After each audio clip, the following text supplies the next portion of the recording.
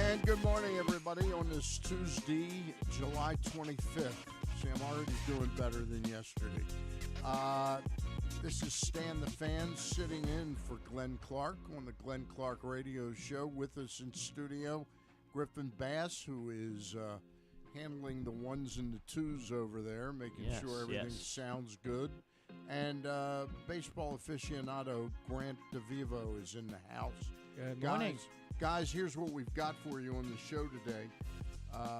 Rich Dubroff of BaltimoreBaseball.com will join us at 10:30 from the city of brotherly love, where he is covering the Baltimore Orioles. I'll be at the Orioles game tonight, sitting in the stands, and I'm trying out a sub place on the way up.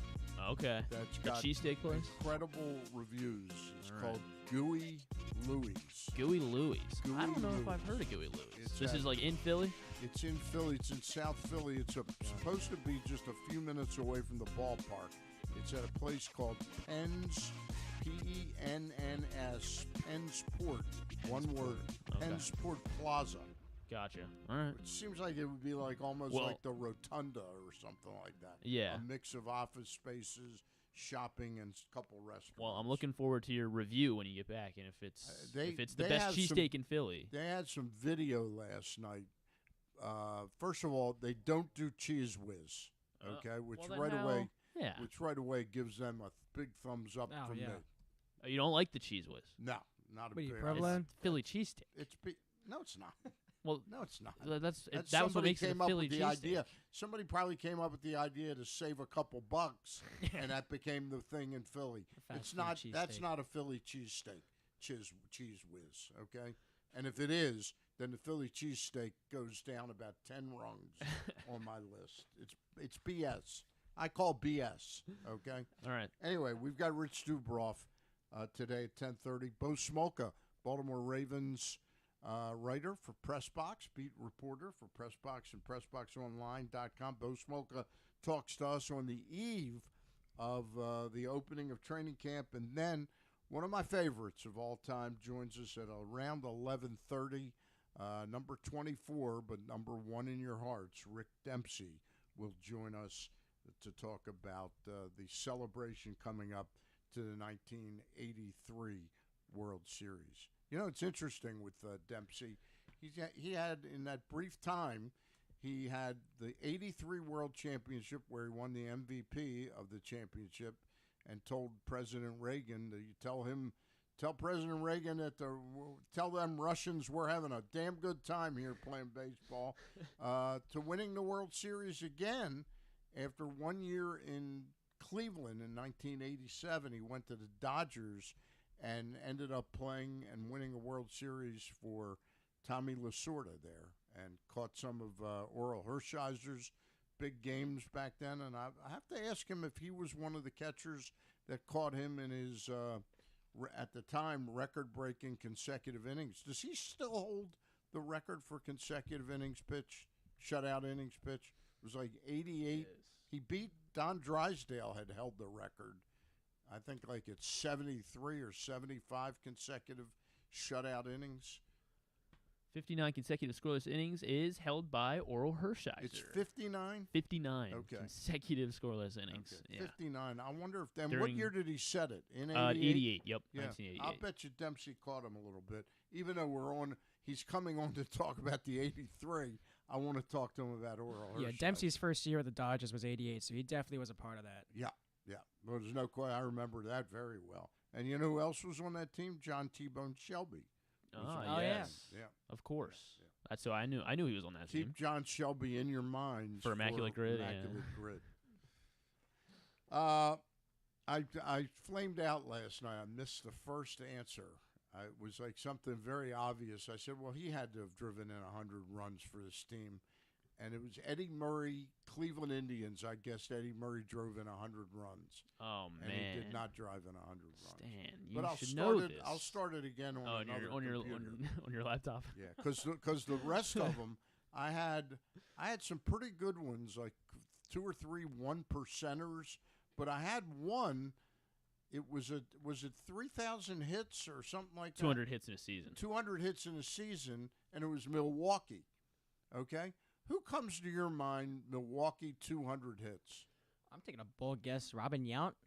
Well, the two that came to my mind were Yount and Molitor, and I knew 100% that Molitor did it. So you didn't want to use but it. it's but a big percent, like 38 or 40-some percent. We're guessing that. Has Yelich had 200 hits? I was about to ask that. Yeah. He probably has. But I would think that would also be high. Right, it's yeah. really he's recent. I wonder active. if, was it Cecil Cooper? Who was their first baseman? Cecil Cooper? You would know better than me, Stan. Yeah. You would know better than me on that one. Anyway, I'm trying to think of other potential Milwaukee Brewers that have gotten 200 hits, and nobody comes to mind. You were right about Cooper. Cecil Cooper did it? Yeah, he did it multiple times, yeah. All right. I'm using that one then. Now That's I can use that Ooh, and I get was gonna say 1%. All right. 3%. What's that? 3%. 3%. Yeah, Okay. crazy. Dubroff, Smolka, Dempsey. We start with looking at the diamond at Citizens Bank Ballpark last night. Big win by the Baltimore Orioles. Dean Kramer went 7. Guys, he had about 93 pitches, I think, after 7 innings. You wanted to I wanted him to come out for the 8th inning and at least in a one-run game? In a one-run game to at least get the first out of the inning. I think the first out was the number 9 hitter. It was Rojas, who had gotten a hit off of him. I'm not saying I would have wanted him to start to pitch to Schwarber but what happens? Right. They get the first 2 guys on base. You know, Dean could have done that, is what you're saying. I'm saying that Dean could have gotten that first guy out, and then you bring in the left-hander to pitch to Schwarber. And I thought the left-hander at that time should have been. I just did not have a good. I like Danny Colomb. I was. He didn't look very proponent. sharp last night, though. He had nothing last night. But that even before I knew he had nothing, I just didn't like him in that situation, pitching to those guys. I wanted him to go to Perez at that time. In the 8th, what yeah. do I know? Yeah, You know. I mean, did Perez worry you at all in the 9th? I mean, Yes. obviously he did. A little bit. There's no question about it. But he is back really. Yeah. He's found his form again from last year. He's definitely found his form. That's a good way to put it. And I agree with Brandon that spot was a little too big at this point in time for Shintaro Fujinami to have been in. I think he needs some get lower his feet leverage. wet, lower leverage stuff. You know. And see what happened when they did that to Perez. His numbers went down. He got his confidence back. Maybe that's what Fujinami needs too. Right. Is that 8-run gap. Right. Anyway, Orioles get a big win. Some unsung heroes in the game. James McCann, to me. Oh, yeah. The tag at home plate was just sensational. And I think he did get him. Yeah, oh yeah, he did. He definitely did because he tagged him yeah. like on the armpit, I think. Got him. I thought he got him like sort of. Yeah, it was like on the elbow, armpit, chest. Yeah, he got him right. Harper barely. is an exciting player. Though. He is. He was waving safe, and then he when he was called out, he was like no. Yeah. Plays with a lot of emotion. Colton Cowser. Yes. We talked about him yesterday and talked about Aaron Hicks and his. You know, this is a guy who had been nothing but injured for the last 3 seasons with the Yankees, and Brandon Hyde is running him out there every day. I thought it was inevitable that he would get hurt. I hope it's nothing serious. But the play, I thought Brett Hollander who does a terrific job on pre and post and radio, and play-by-play, and last night he did the game on TV. Does a terrific job, but he was like sort of mortified, like what's going on here about the ball dropping out of Hicks' glove? Just how long do you have to have the ball? I thought you thought it counted. I thought it counted as an out to me. Or maybe he they're using kind of turned the thing over, had it, and then as rolled he over rolled top again, of it. Yeah. then it came out. I don't think you have to have it all that. I don't think it's like you count 10. I think you count like. I mean, I guess they're using the NFL rules where no one really knows what a catch is, and you need to have 3 steps. And I find it very make a hard to baseball move. believe that what they're saying is, well, the Phillies didn't realize it in time. They had like 10 minutes while Hicks was hurt. They had to have seen the video. I don't know who could have missed it. Yeah. So anyway, it was. Hicks still. Hicks is, he's not what he was 4 or 5 years ago defensively, but still a good defender. A good defender. Range. Covers a lot of ground. And reads the baseball exceptionally well. Reads the base. So tonight, the Orioles are back in Philly, and they've got Kyle Gibson going to the mound, and they've got facing Tejon Walker of the Philadelphia Phillies, who has suddenly really been pitching pretty well for the Phillies. Yeah, he has been. It's definitely gonna be a tough test against.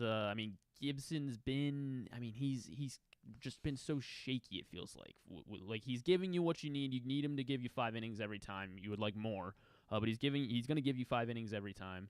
And Stan, are you gonna be able to contain yourself? Are you gonna join in with the Philly fans in the booing if Kyle Gibson doesn't give the Orioles the start they're looking for tonight? Well, you think they'll be booing Kyle Gibson? Well, the Orioles fans. No, the Orioles fans. No, I don't think I'll be. You're not gonna feed into the to the Philly. No. And in Philadelphia, Philadelphia is a tough town. Oh yeah. I'm not wearing my Oriole hat. Trey Turner knows anything like that. No, really? I'm 71 years old. Oh come on, Stan. I don't need some 28-year-old. I'll leave that to you.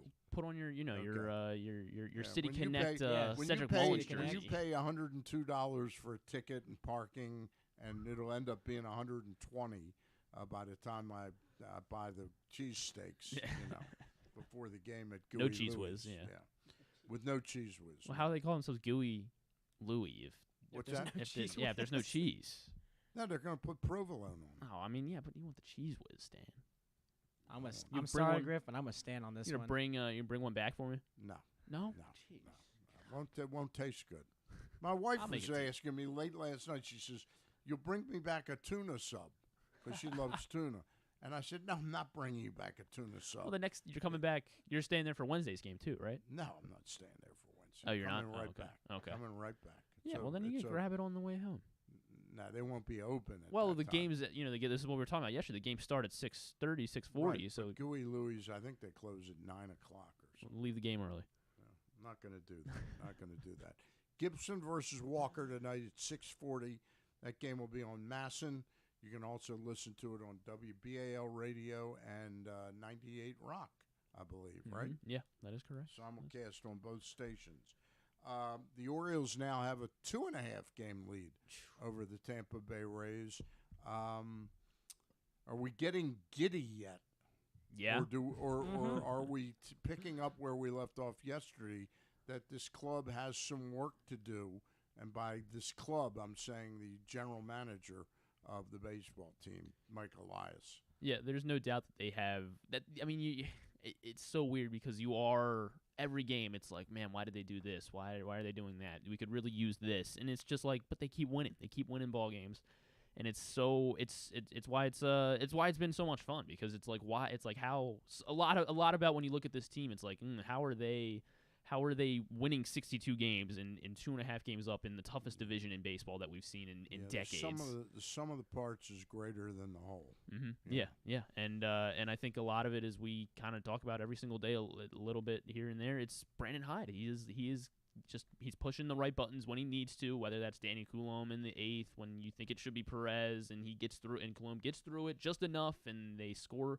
Just enough. They score when they have to in the top of the 9th, getting the big hit for Colton Cowser, and you would like to see that inning where we scored the run that started with Henderson drawing a walk, right? I believe battling it did. Like hell with Craig Kimbrell.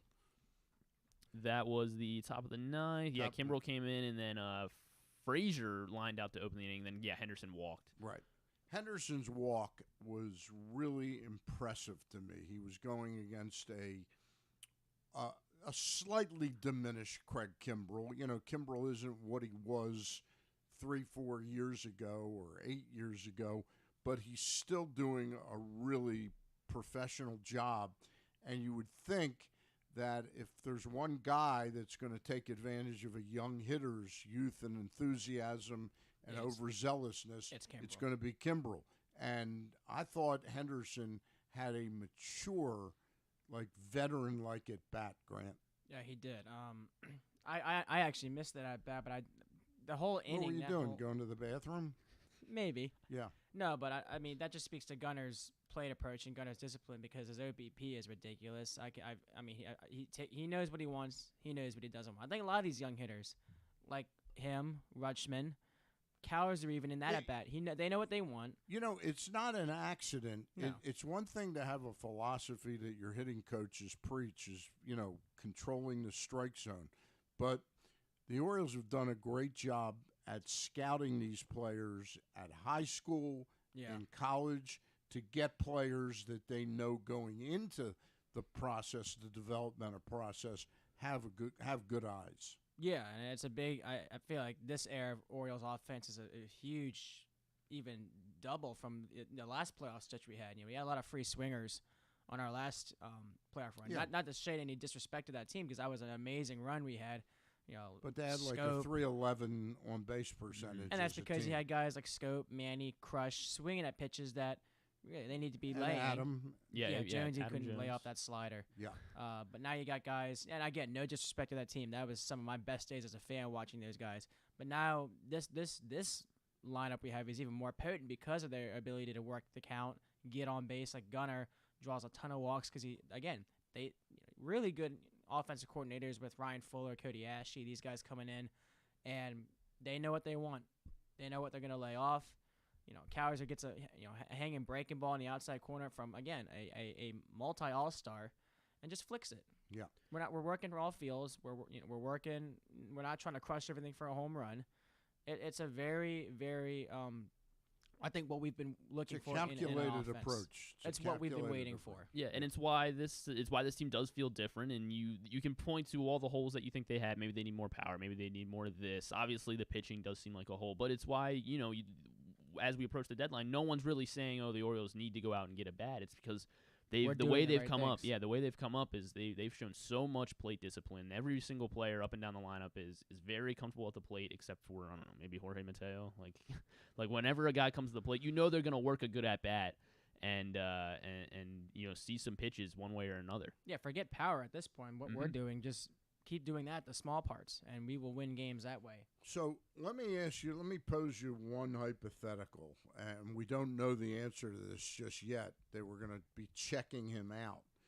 If Aaron Hicks joins Cedric Mullins on the IL, is the move there McKenna, or is it Heston Kjerstad? I mean, or is it then trying to get like a veteran? I'm not saying this player, but somebody like a Kevin Pillar, because I'm sure the Braves love having Kevin Pillar, so the Braves aren't giving him up. Bring it back But to the somebody like a veteran like that, what do you think if Hicks joins? I mean, I think they should call up Kjerstad, and he's ready. Yeah, he's ready. I think he's ready too.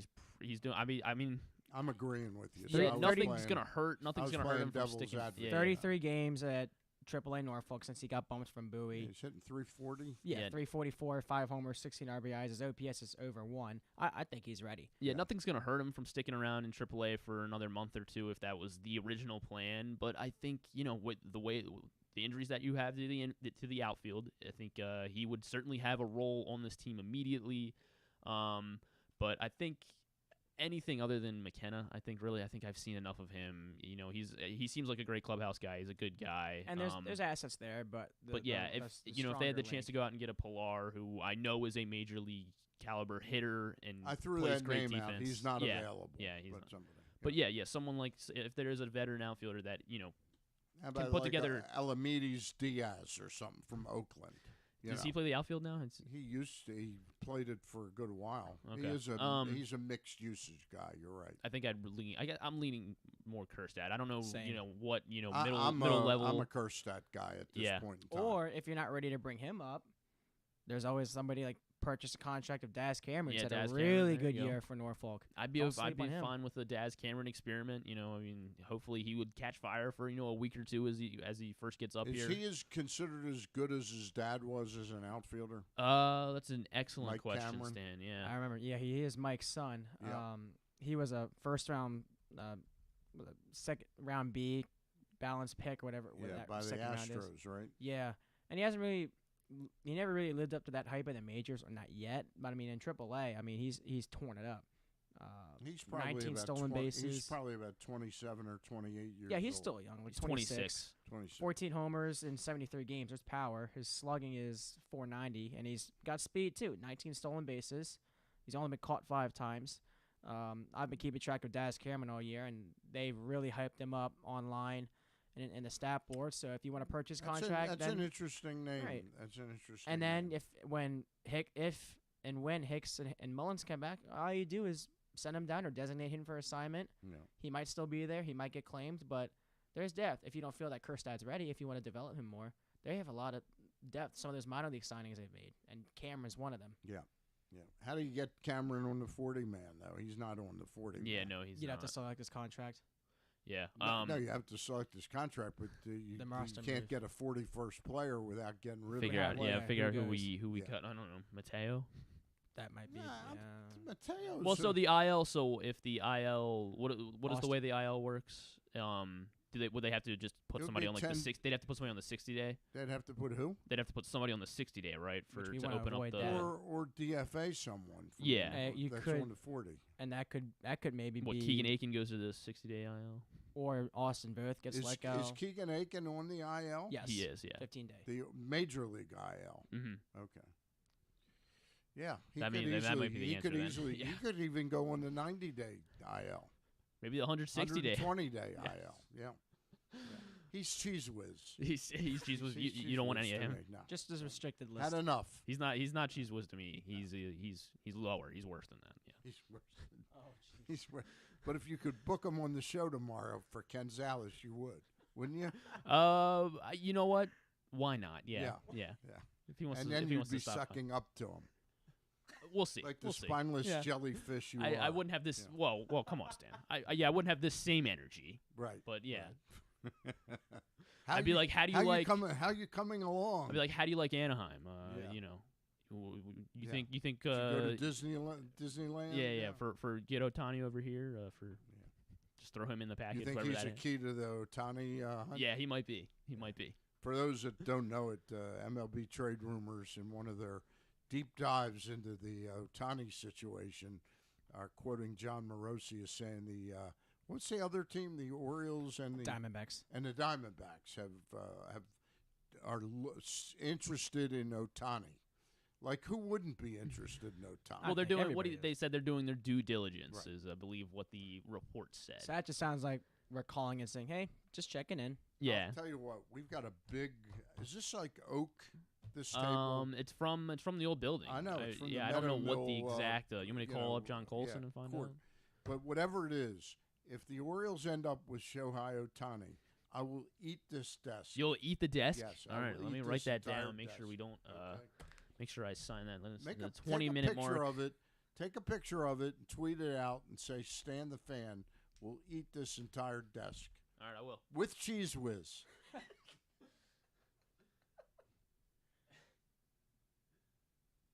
Okay, You All right, said Dan. it. that's what I'm Stan's standing for. Stan's How's that hungry. for- Yeah, how's that for a challenge? Yeah, let Elias know that Stan is hungry. Yeah. And to go make the move. He will eat this desk. You'll eat the entire With desk. cheese the whiz. entirety of the desk. Okay. Okay. I'll buy the cheese whiz for you, Stan. Oh wow, Okay, so thank you. thanks so much. Thank you. Yeah, thanks, Grant. Thank you. You guys would allow me to do that? Yeah. Okay. Yeah, why not? I would do it. The Cheese Whiz may be a little too much. Just Cheese Whiz on just a couple spots. Okay? The cheese whiz would be too much. Yeah. All right. Um, well, at least yeah. Ravens camp opening tomorrow, correct, Griffin? Believe Bass? so. Believe so. Okay. July 26th. Players have been reporting the last day Mhm. or two. Interesting news that the Ravens picked up running back Melvin Gordon. So they are. Is this a case of just trying to get better, or are they sending a message to J.K. Dobbins?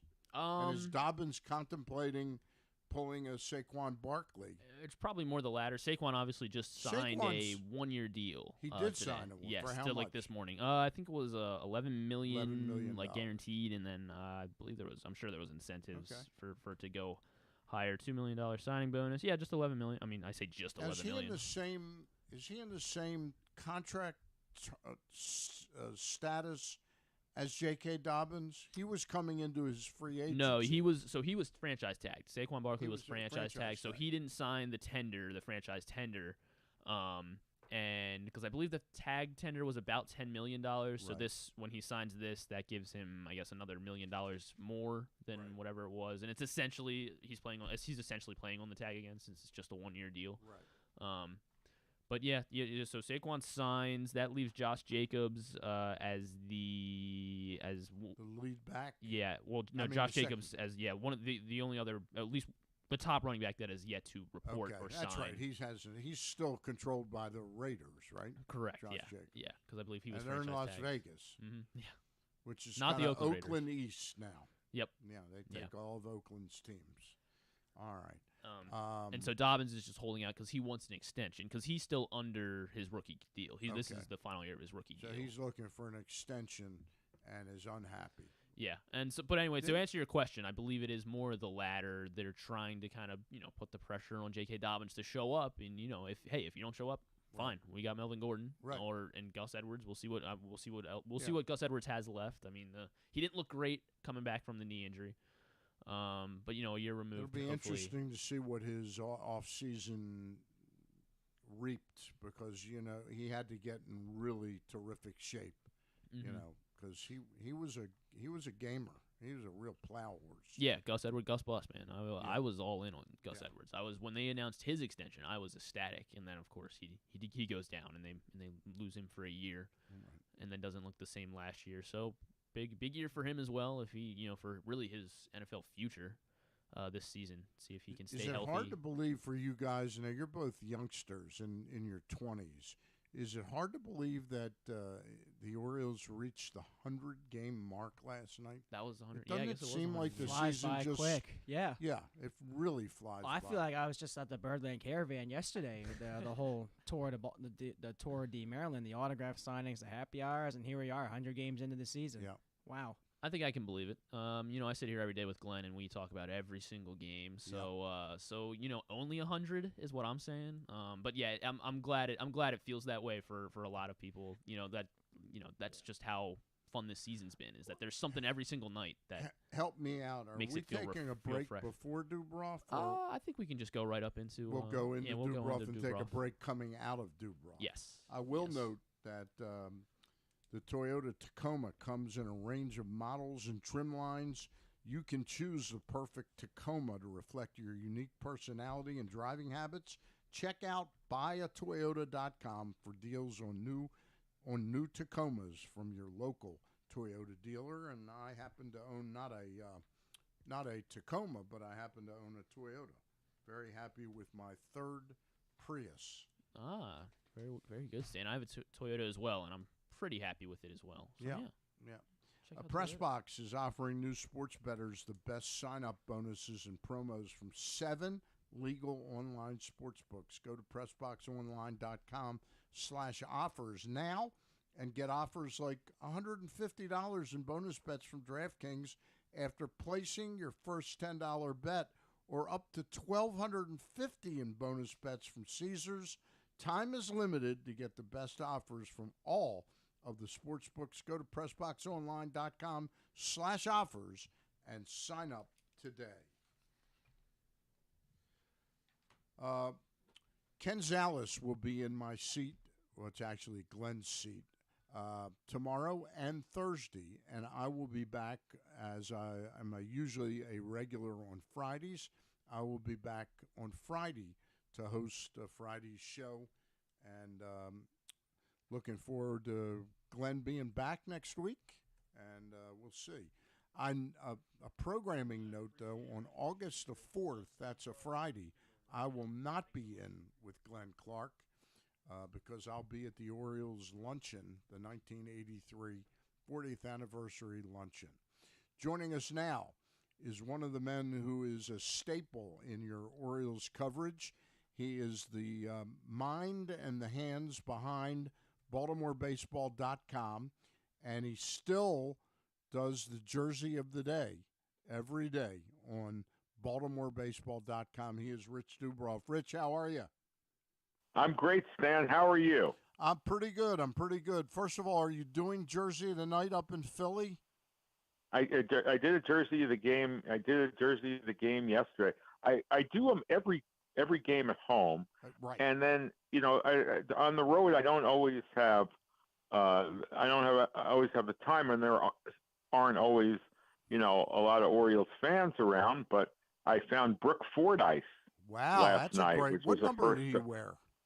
He wore number 26. So I found a woman wearing a Brooke Fordyce jersey. Did you So I converse was with happy her? with that. Did you converse with her at all as to where she got that?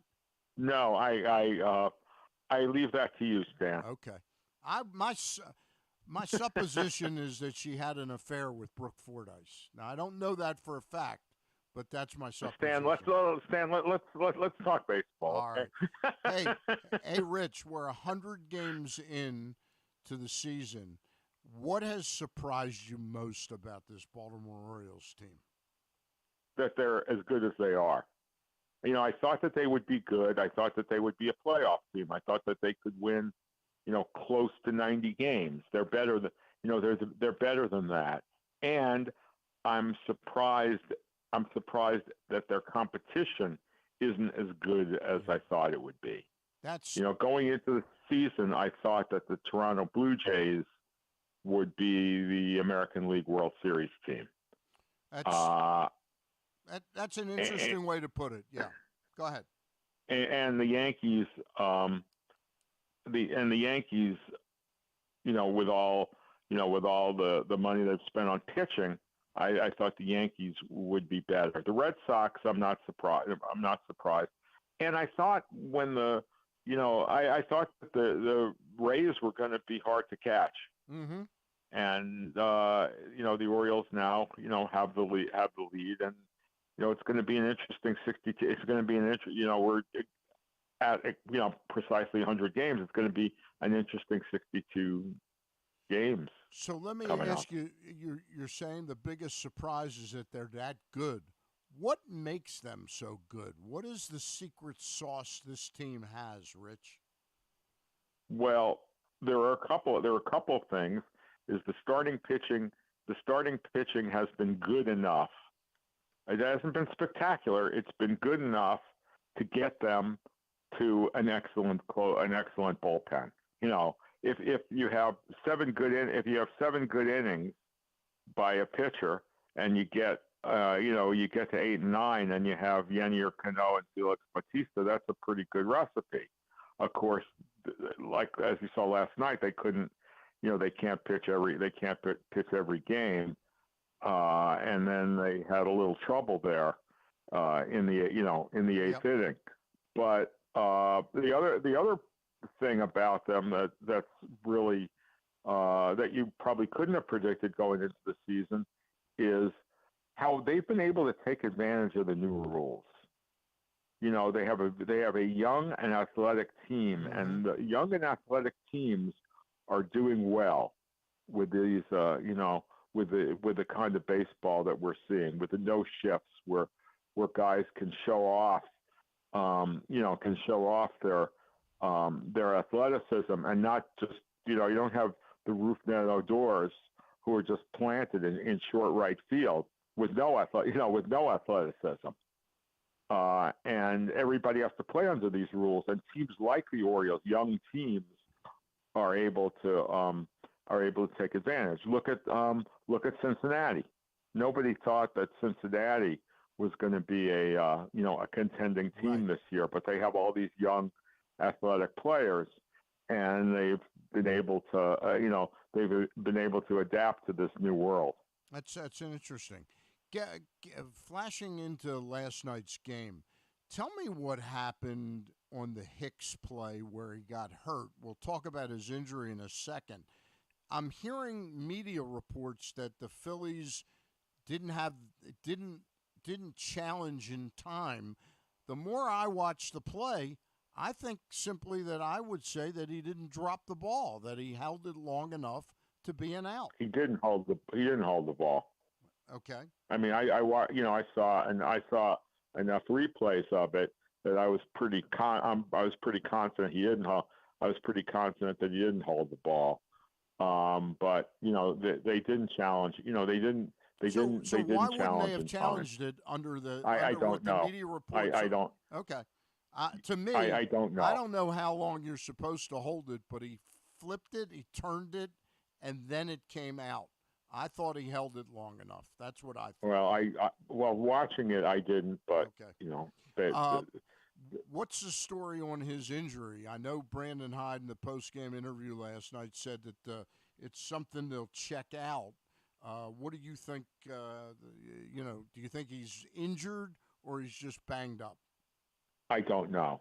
I mean, the way he left, the way he was, the way he was conducting himself afterwards, it certainly looked like it was not a minor injury. Right. But when they said he left with a cramp, and then afterwards Hyde said might be a cramp, might be a sprain.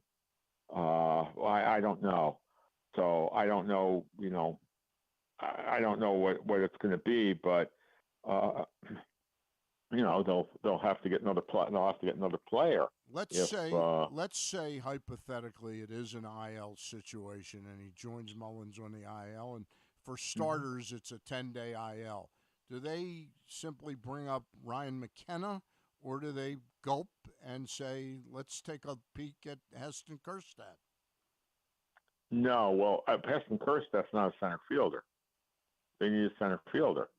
So, Colton. I mean, Colton can play center Colton, right? But they need another out. They need another outfielder. Yes, Hayes can play center field. Right. But I would guess Ryan McKenna, because I think for the short term. I think that's one of the things. Even if Hicks is fine, I thought beforehand. I think that's one of the things that they might look to do between now and next week is maybe add another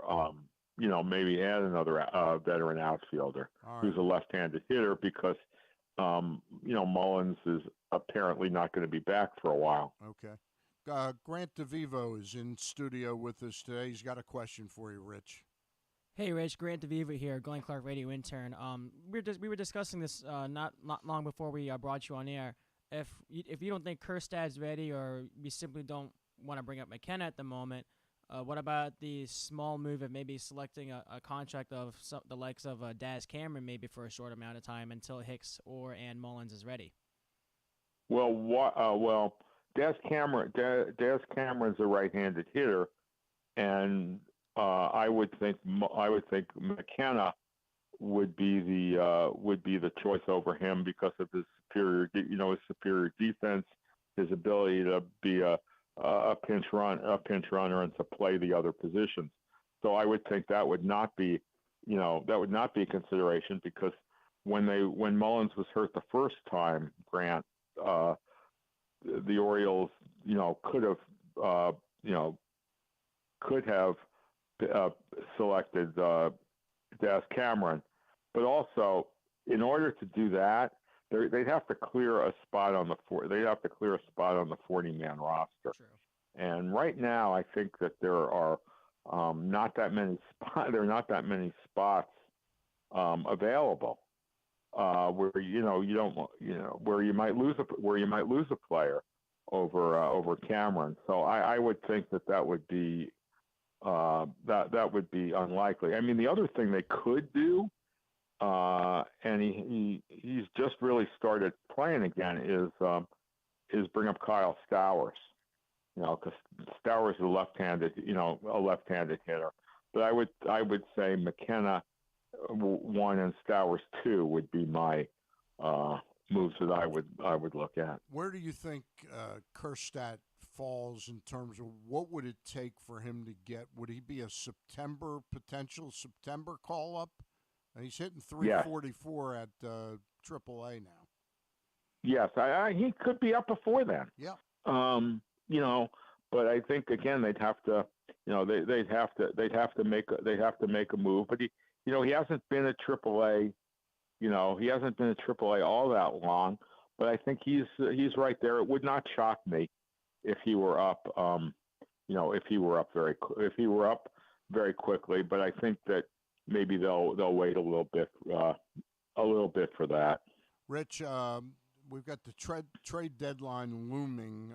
Aside from the preposterous notion that the Orioles are seriously checking in on Shohei Ohtani, what would you prioritize if you were Mike Elias? And I add, what do you think he is prioritizing right now?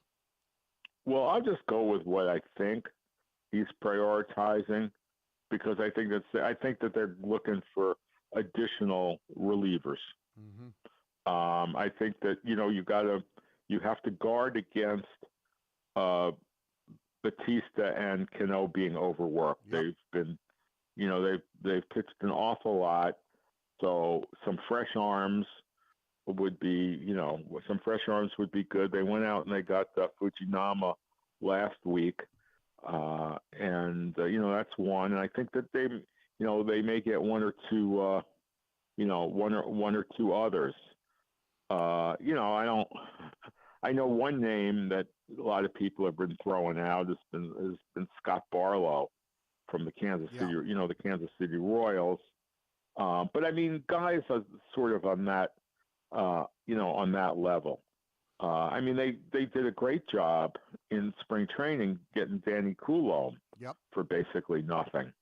So if they can, and he stayed the whole season, but they need other guys to be able to work, the sixth and seventh inning if they only get, 5 innings from pitchers. And I know everybody's talking about, well, them getting another starter, but I don't know if they're going to pay the price to get another starter, because I think that, they do have a number of really good prospects, but what they don't have is what a lot of teams want. They don't have young pitching. No. A lot of young pitchers that they can put in, these packages, because they're, other than like the draft last week, the draft earlier this month, where they drafted a lot of pitchers. Well, they haven't developed a lot of pitchers on their own, and so many of these guys who are their better pitchers in the minor leagues are guys they got in trades. So I don't know that they want to be using them to try and get others. So yes, they have a lot of infielders and a lot of outfielders, and maybe teams will be interested in that. But I think that that they don't have the kind of package that it will take to get a top shelf starter. But I look at what Mike Elias did in the offseason as sort of a guide to what he might go for.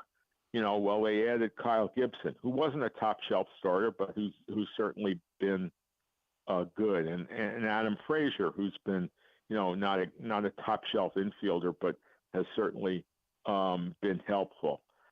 That sort of kind of those moves, I think that they may make 3 or 4 smallish moves to try and help in the next week. And if there's another injury too, they may have to they may have to make a move. So yeah, I expect them to be active, but not getting top shelf kind of players. Yeah. There's 2 pitchers I like on Kansas City, and Barlow's one of them. The other I got to go on record is Carlos Hernandez, who I think would make a phenomenal relief pitcher. That's a pickup along the lines of Fujinami, but I think he's got I think Fujinami is kind of a risk at this point in time. But I want to ask you about another name, because MLB Trade Rumors today is saying an undisclosed American League team is very interested in Steven Matz of the Cardinals. Do you think he would fit what Mike Elias is looking to do? Well, sure. I mean, I think that almost any pitcher is able to, I think Elias is probably looking at a million different, a million different players. I wouldn't. I would. Yes, I think it would be unlikely that they went out and got Ohtani. But I think that he's looking. He's looking everywhere. But I don't think that they're going to be. They're going to be headline kind of moves. I think now, Stan. I mean, it would be a huge disappointment for them if they didn't make the postseason from where they are. Yeah. So I think now what you're doing is looking for a pitcher for those September games and those October games when starters often go only 5 innings. So you can, and then in those, the way the postseason schedule is, there are off days, and you just kind of load up the bullpen, and I think that's what you're going to see here. Rich, before we leave, I got 2 more topics real quick. Tell our listeners a little bit about what Peter Schmuck does with BaltimoreBaseball.com. Well, that's something that I am just so delighted to talk about, Stan, and thank you for asking. Peter Schmuck, who is as your listeners know, is one of the great sports writers of our time, and perhaps the greatest, one of the greatest columnists that Maryland has ever seen. And to have him join our site has been just a personal honor and privilege to have Peter working on the site. And we have him occasionally adding his insights about the club, and that's wonderful. Does he have sort of a schedule though? Is he writing 4 times a month? He's on the Schmuck schedule. He's on the Schmuck schedule. Stan. He's on the Schmuck schedule. All right. I think it's been a great, not taking anything away from Rich Dubroff, but don't take anything away. I couldn't. If I could write as well on my best day, I don't write as well as Peter Schmuck on his worst day. So that doesn't take anything. That doesn't take anything away from one of the great writers of all time. But I'm fond of you, and I'm very appreciative of what you've done with your site and what you've done over the last 10 or 12 years covering this team. It's been a real solid addition to the fraternity in this town. Rich, before I let you go, tell me about Ryan Mountcastle's season and what you see on the horizon for Ryan Mountcastle. Yeah, that is a tough one. Ryan Mountcastle is up for arbitration this year, and this is going to be a very interesting. The Orioles are going to have, and we can talk about this a lot right as the season ends, because they're going to have a lot of interesting decisions to make about a number of players, and this is a very important couple of months for Ryan Mountcastle's future, because he's been hurt, he's been disappointing, and I don't like to bring myself into reporting, and I'm very, very personally fond of Ryan. I've never had Tommy John surgery. Right. I've never had an ACL, but I've had vertigo, and I know how debilitating vertigo can be, and I have great empathy for Ryan Mountcastle. But it's going to be an important couple of months for him. Yeah, well, maybe it started out last night. He hit a monstrous home run last night, which yes, he did. Is so frustrating about him. Rich, I got to ask you one last question, and I promise I'll let you off. You've watched Mike Elias. I'm not asking whether you like him. Is he warm and fuzzy? Your opinion of the job he has done here in Baltimore. Well, he's done a good job. He's not. No, he's not. No, he's not warm and fuzzy. Yep. He's not Mike Elias is not a warm and fuzzy type, and I don't know him much better than I knew him 5 years ago. Mm-hmm. But he has done he has done an excellent job at putting the team together. It was a very frustrating 3 years or so for fans watching this team. And, I was thinking about it. Well, if he did something here that, a general manager in New York or Los Angeles couldn't do. Mm-hmm. You couldn't ask people to be patient in New York or Los Angeles for 3 years while you accumulated draft choices. And also he was fortunate because now it might not be so easy because you have a draft lottery. Right. And the Orioles got to draft number 1 twice. One of them wasn't his doing. He inherited. Yep. The Rutschman pick, he inherited. But you can't. But because of the draft lottery, you're not assured. The team with the worst record isn't assured of getting the top pick. But I think he has done an excellent job solidifying the team and taking some players who they inherited, like Mullins and Hayes and Santander and John Means, and and finding ways that they can improve. And he has delivered on his so-called elite talent pipeline, because that's what they've done. He's drafted well, and as I know someone who doesn't really like him, who said to me, he's a very good scout. Yeah. And that's what he is. I mean, he is an excellent scout of talent. He's Rich Dubroff. He is the chief lead editorial person at BaltimoreBaseball.com, a terrific site. If you're an Orioles fan, you should check it out at least once a day, like Immaculate Grid. All right, Rich, thank you so much. I won't see you tonight, but look for a guy waving from the stands at you tonight. Okay. All right. Okay. Thank you very much, Stan. It's always a pleasure talking with you. All right. Take care. Here's Rich Dubroff, BaltimoreBaseball.com. I have changed up the format for my weekly shows. Now every Monday at 4 p.m., Stan will be joined by former Orioles pitcher Ross Grimsley and PressBox managing editor Luke Jackson to break down the latest with the Birds.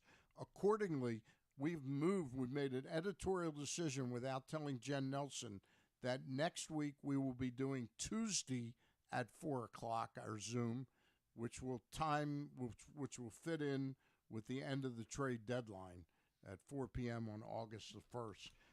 This Thursday night, actually, I take it back, tomorrow night, Wednesday night. I'm making all kinds of changes. Is Jen going to be okay with this? She's going to have to be. Okay. Because we had some scheduling conflicts. Tomorrow night at 7 p.m., Rob Ambrose, the former head coach of Towson football for many, many moons, will join us to talk about this new and exciting chapter in his life and what he's doing. We'll talk to Rob Ambrose tomorrow night. So join Stan, Ross, and Luke this and every Monday night, except next week when it's Tuesday night at 4 o'clock. All right? We'll take a time out. When we get back, we'll chat a little more about the Orioles season, what's going on in baseball, and we'll get prepped for Bo Smolka, who's going to join us in about 25 minutes. All right? It's another exciting weekend of affordable family fun at Prince George's Stadium with the Bowie Bay Sox. One of the most special nights of the season on Friday the 4th, Navy Night. Come celebrate the newest plebe class. Back-to-back fireworks carry on to Saturday with our pregame Touch a Truck event. And it's the last of our big hitter bobbleheads, Colton Cowser on Sunday for the first 750 fans. Get your tickets now by calling 301-805-6000 or anytime online at baysox.com. The Bowie Bay Sox. Let us be your 9-inning vacation. The All-America Senior Game powered by New Balance will be back at Johns Hopkins Homewood Field on July 29th. The most decorated girls and boys lacrosse players in the country have been invited to play in what is the premier lacrosse event of the year. Every college coach wants their players in this game, and if you dream of being in this game, you start by trying out for one of your regional underclass teams this summer. The best against the best. Get your tickets now at allamericalacrosse.com. Soak up summertime fun in Charm City. Enjoy only in Baltimore festivals, mouth-watering eats, and endless entertainment. Cheer on the O's at Camden Yards. Pick crabs by the waterfront. Beat the heat inside a world-class museum and make memories that will last a lifetime. Go to baltimore.org for more information and to plan your visit. I'm Michael Jangrandi, president of AJ Michaels, your carrier energy expert for 44 years. Save money, energy, and make your home more comfortable and virus-free. Find us at ajmichaels.com. That's ajmichaels.com. The latest edition of PressBox is available now. On the cover, Dave Ginsburg remembers Goose as he looks back on the impact that late Tony Saragusa had both on and off the field here in Baltimore. Plus, he explains how Goose's kids are working to continue that legacy with the Goose Flights program. Also inside, Todd Karpovich profiles the path Tyler Wells has taken to becoming a star in the Orioles rotation. And you'll find a special summer travel guide with information about events and activities throughout the state. PressBox is available for free at over 500 area locations, including 60 Royal Farm stores. And you can always find the entire edition, as well as the best daily coverage of the O's, Ravens, and Terps at PressBoxOnline.com. That first sip. That first bite. Start your day off right with a delicious breakfast at Royal Farms. Choose from a fantastic selection of fresh Royal Farms breakfast sandwiches and top it off with a rich hot cup of the freshest coffee in the world. At Royal Farms, breakfast is available day and night. It's the freshest breakfast in the world. Real fresh, real fast. Royal Farms. It's a Maryland thing you wouldn't understand. Where the waves meet the shore, you will find Dorchester County. Hi, this is Jimmy Charles. When I think of Maryland, I think Dorchester County on the eastern shore where it's open for making memories. Dorchester County, it's a Maryland thing. For more info, visit www.visitdorchester.org. It's a Maryland thing. Hell yeah. It's a Maryland thing. Hell yeah. If you miss anything on the show, don't forget that you can watch full episodes at youtube.com/PressBoxOnline. And you can download podcasts on Apple, iTunes, Amazon, and Grindr. Wait, did I say Grindr? I don't think that you would find it on Grindr. Not that I know what's on Grindr or anything, I swear. On second thought, you know what? I don't care what you think. Here's Glenn. It's not Glenn. It's Stan today. Glenn is on vacation. What do you think he's doing right now? Right now, I'm sure he's on the beach. He's probably complaining about the sand or something. Yeah, and he's probably making just sandcastles. really with unhappy. his sons. Yeah. I'm sure he's enjoying that part, being with his sons, but being in the sand, I bet he'd probably rather think be he had a sitting good somewhere. time at the Counting Crows concert? I Sunday think night? so. He was Saturday sharing. night. Was it Friday night? I think it was Friday or Saturday. Yeah, and he was sharing plenty of videos, so it looked like he had a great time. All right, good. You said we've got a Tim on Facebook. Yeah, Tim on Facebook chimes in here. He had a question about Tyler Wells and kind of just the overall arc of the pitching staff. Tyler Wells is over his innings pitched last year, so wouldn't a starter acquisition be a higher priority as we approach the trade deadline here? It's a very good question, and if you remember. I don't remember exactly when you started. You've been here like over a year now, haven't you? Yeah, I started last the end of May last year. Yeah, I have all the time been a Tyler Wells is a bullpen arm, but I've kept quiet on it because his first. How many starts has he had so far? Like 15, 16? Wells? Yeah. This season, I can tell you in 1 second there, Stan, if you. Sit tight for me. 20. What year is this? I've got Go ahead. 19 starts in 20 games. 19 starts, right? He pitched in relief that That's right. outing, that Bradish got hurt. Mm-hmm. He's for 17 of those starts. You really couldn't have asked for a better pitcher. The last two outings have me believing that. The fear I had about Tyler Wells wasn't that he wasn't capable of giving you good games as a starter, but that he would last a season better being that setup guy. And keep in mind, at the time I mentioned this, we didn't know. We had no idea Yennier Cano was going to be a breakout star who suddenly, An by the all-star, way, right. isn't quite as breakout as he was. He's come back to earth a little bit.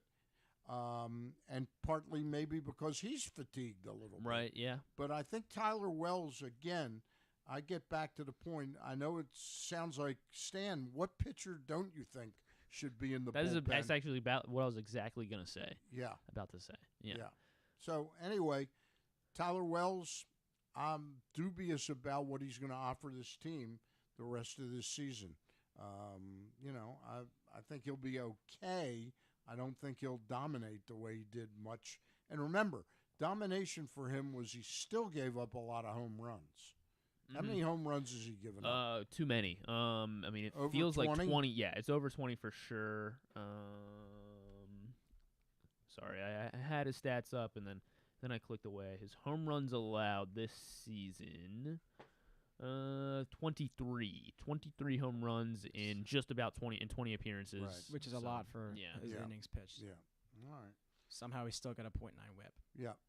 So, Well, it's 'cause anyway, the only hits he gives up, And he's only walked 30 they've guys. got a too. lot of interesting decisions to make, and as Rich alluded to, they've got an interesting decision on Ryan Mountcastle. If I were a betting man right now and had $1 to bet on the Mountcastle outcome, I think I'd bet about 97 cents that he is not a Baltimore Oriole next year. 97 cents. Wow. Yeah. So that means you're very bullish. Yeah. That he's not going to be an Oriole. Yeah. Listen, but I'm in agreement. I don't know him quite as well as Rich does because I'm not in the locker room every day and I'm not talking to players that much. Every time I've asked him a question, he's answered it thoughtfully. By all intents and purposes, he's very popular with his teammates. And he can hit the crap out of a ball when he makes contact. It was really nice to see his home run. I mean, it came in a big I was spot, happy gave for him him. the lead, Yep. and Took the change up straightaway center. I believe it was his first home run since May 24th. Yeah, right. His It first has been Major a League while. Baseball home run. Yeah. So, so that was really nice to see. I mean, again, it's not like we're still very, very wary about whether he is like all the way back, and even if he is all the way back, is that really the kind of hitter that you still want? A guy that's going to chase a lot of pitches. After we were just praising up and down last this night, lineup. by the way, his first 3 at bats, he swung at the first pitch, and the third one was the home run. He's not a discerning hitter. He's not the guy. He does not fit into their.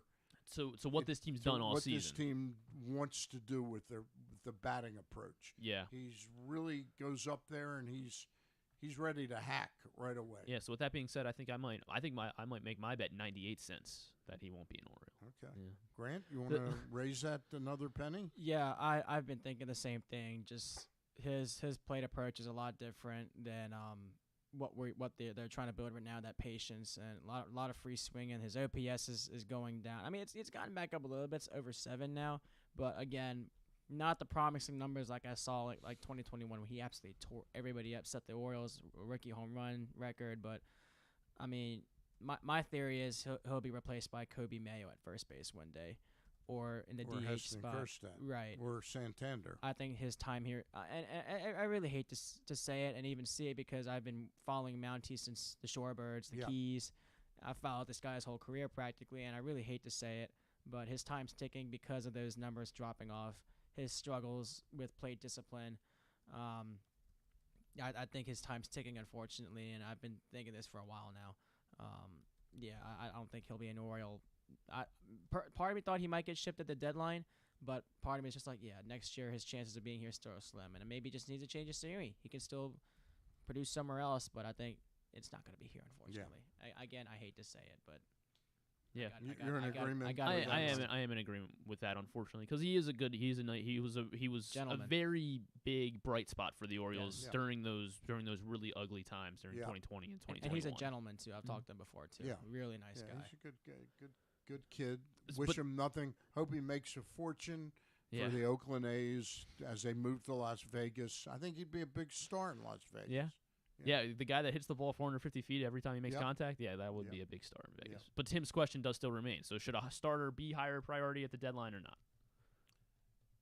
I think he needs to do, as I wrote this week in my column that went along with my power rankings, I think I was heavy on bullpen help. I'm not thrilled with the Fujinami. Brandon's going to be able to use him in the 7th and 8th innings. I think he's more a guy when your starter. Yeah, I mean, he's a converted starter, so the idea of him pitching an inning and 2/3 or 2 1/3 might not hold the fort totally, but he can eat a couple innings at a time.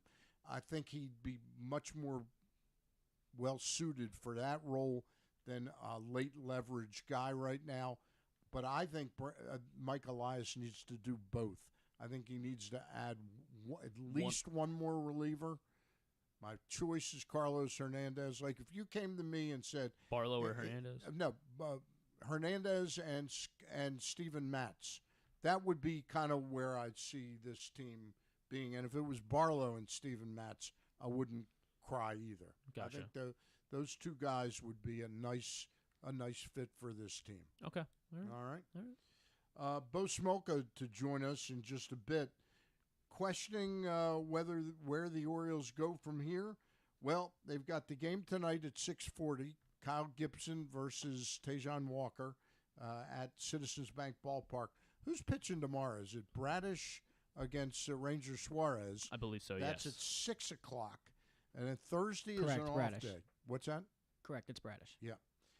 Thursday is an off day, and then Friday, Saturday, and Sunday, the Birds come back to Baltimore for a brief 3-game series against the New York Yankees. What kind of crowds do you think we'll have for the Yankees series? Mobbed. Mobbed. Grant, it's going to be mobbed. Sellouts every night? I don't know about sellout, but it's going to be darn close. I wish I could go. 120,000 people in the 3 games? Yeah. I think a lot of And it's how gonna about the following week, the return of Buck Showalter for a 3-game Oh, weekend yeah. series? I think the Orioles could draw close to 250,000 people between the Those New two York series? series. Yeah, I mean, I guess in theory, they should be. I think even that Met series might even be better just for Orioles fans. It's Yeah, Eddie it's Eddie Murray bobblehead night and is it's the Saturday. 1983. That's the 83 weekend that they're doing the championship. 83 celebration. I bought a ticket to the luncheon. I'm going to the 83 reunion luncheon. I'm looking forward to seeing the guys. It'll be a lot of fun. Yeah, I got a ticket. I'm going to go get the bobblehead, be there. I didn't even think about Buck being there. We get to welcome Buck home. Yeah. What a run that was. Yep. Hopefully he makes it another week. Yep. It's a good point. It's a good point. It's an interesting subject to ponder. Yeah. Whether I think Stephen Cohn keeps him or says. A lot of times, a rich guy like Stephen Cohn, they say, "Look, I know all about how good he's supposed to be, but do I really want to pay a guy $5 million to manage a team that's can't even be 500?" I personally don't even think it's Buck's fault. I mean, I think Buck presses the right buttons. He knows how to develop a mature team, and I just think that Mets team has a lot of individuals playing. Notice I didn't say it as a team playing. It's a bunch of individuals playing, and the teams like them, the Padres, that's why they don't win. I tell people this all the time. The Orioles are a team. They care about the team. They play for the team. You got all these guys getting mega contracts, and I don't know what sponsorships they have, like Lindor, Alonso, the home run derby. I'm glad Manny got his big contract, but it was very interesting to watch what the focus was when training camp started. The first day he showed up wasn't about, hey, we're trying to get to the World Series. We missed out on just going to the World Series. We're more committed this year. It was all about his contract. Individuals. Yeah. That's why they don't win, and that's not Buck's fault. Yeah. You got to play for the team. Yeah. The Orioles have that 3-game series against the Yankees.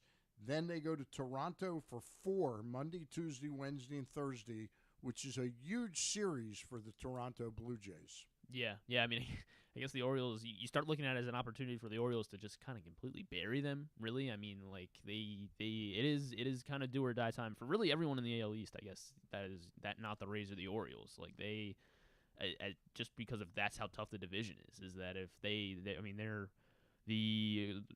Blue Jays are 6.5 back, Red Sox, Yankees, 9 back. So they're not. I mean, the division is obviously it's there's a long not won time. yet, but Yeah. but they've got a hell of a shot. They've got a hell of a shot because Tampa. Toronto holds the last wild card spot right it now. It looks like the Tampa Bay Rays' fate is going to lie on what their general manager does in the next week. 5 days, 6 days. I think a lot of these teams are frozen by how the tables have turned with the Orioles. Yeah. So they're like, what's going on here? Toronto last night, by the way, Griff, you know I live and die by my fantasy team. Oh, I know. Route Yes. 66. So last night, Matt Chapman hits a home run in the top of the 8th inning, I believe it was, to give the Blue Jays. Yimi Garcia had come in and pitched the bottom of the 7th.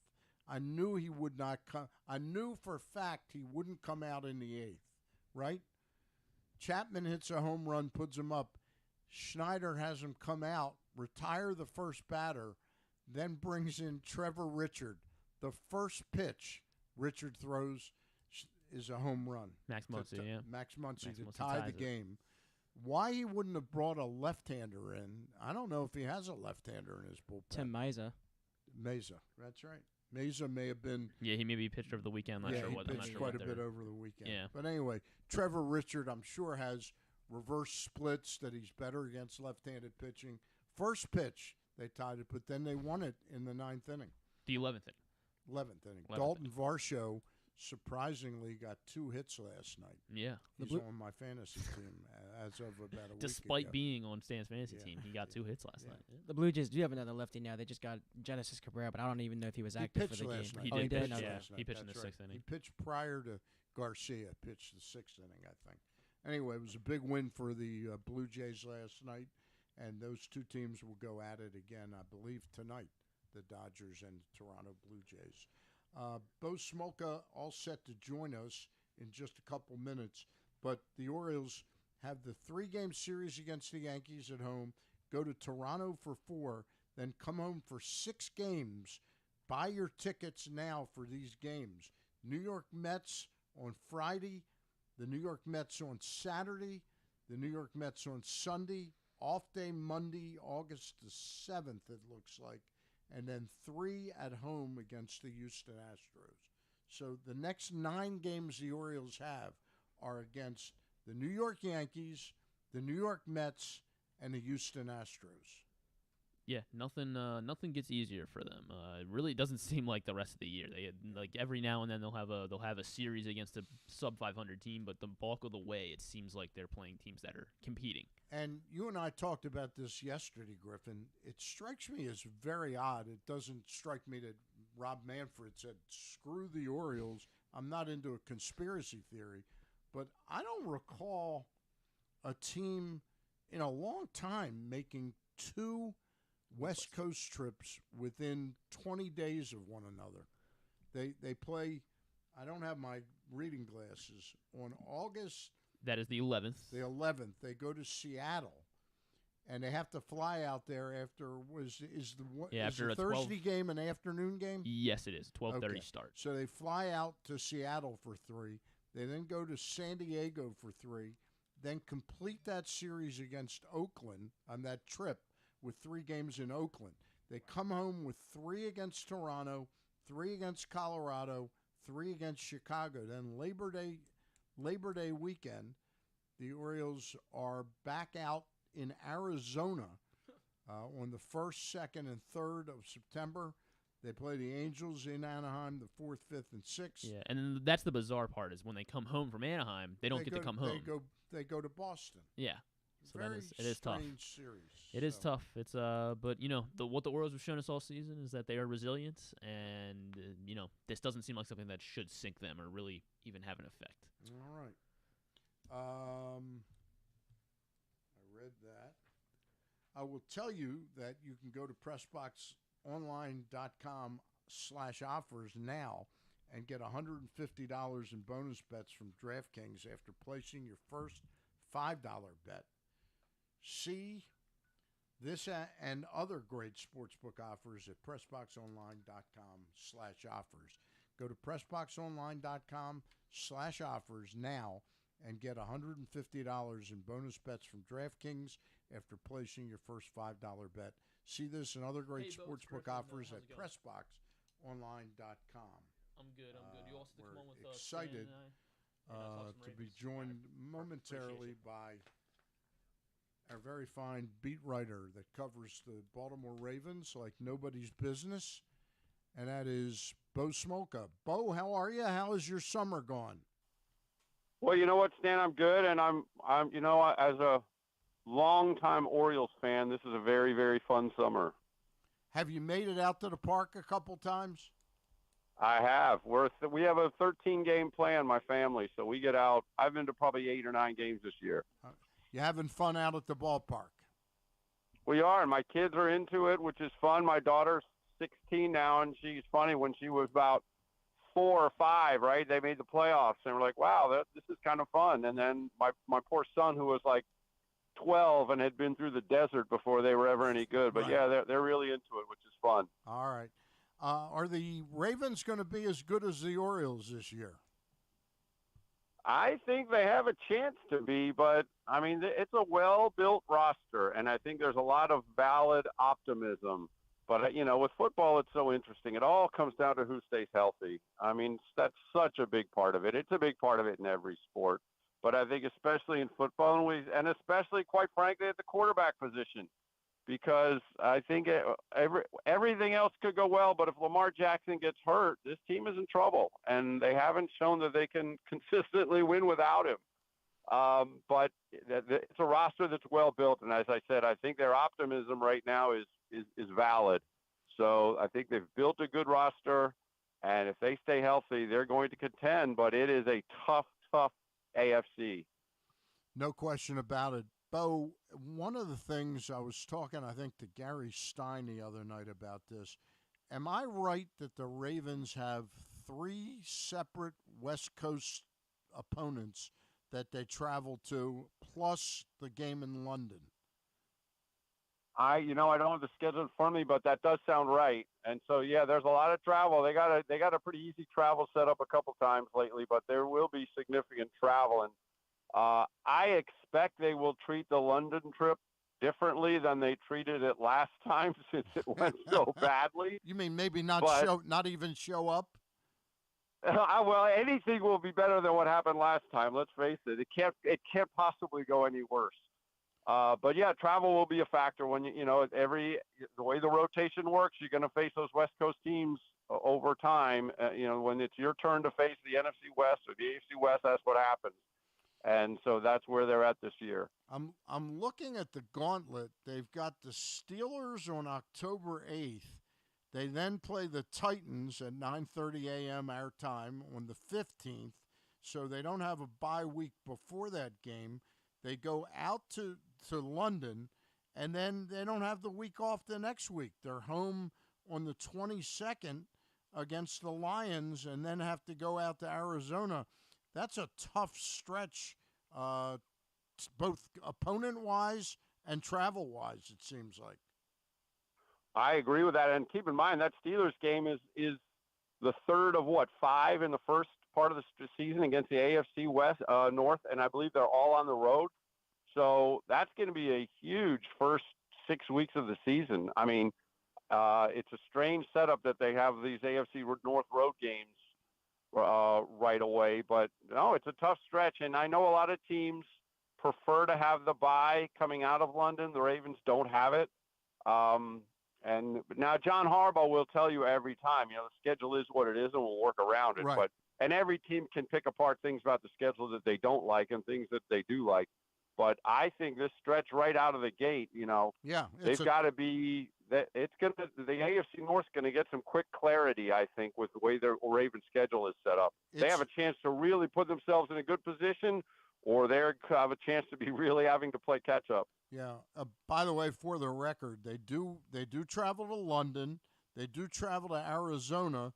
They also travel out to L.A. to play the Chargers, and then come home against the Rams, go to Jacksonville, and then the following week, Christmas Day at 8:15 at night, oh, right. they have play the night game. 49ers. So that's right. really They have tough, the Christmas night game. tough gauntlet. tough gauntlet to schedule this year. Bo, tell me about what's going on with J.P. Dobbin. I mean, J.K. Dobbins I'm sorry. He's technically on the physically unable to perform list right now, but there clearly seems to be a difference between the J.K. Dobbins and the team. I mean, J.K. Dobbins is entering the last year of his contract. It's very clear. He's made it clear that he would like to stay here on a long-term deal.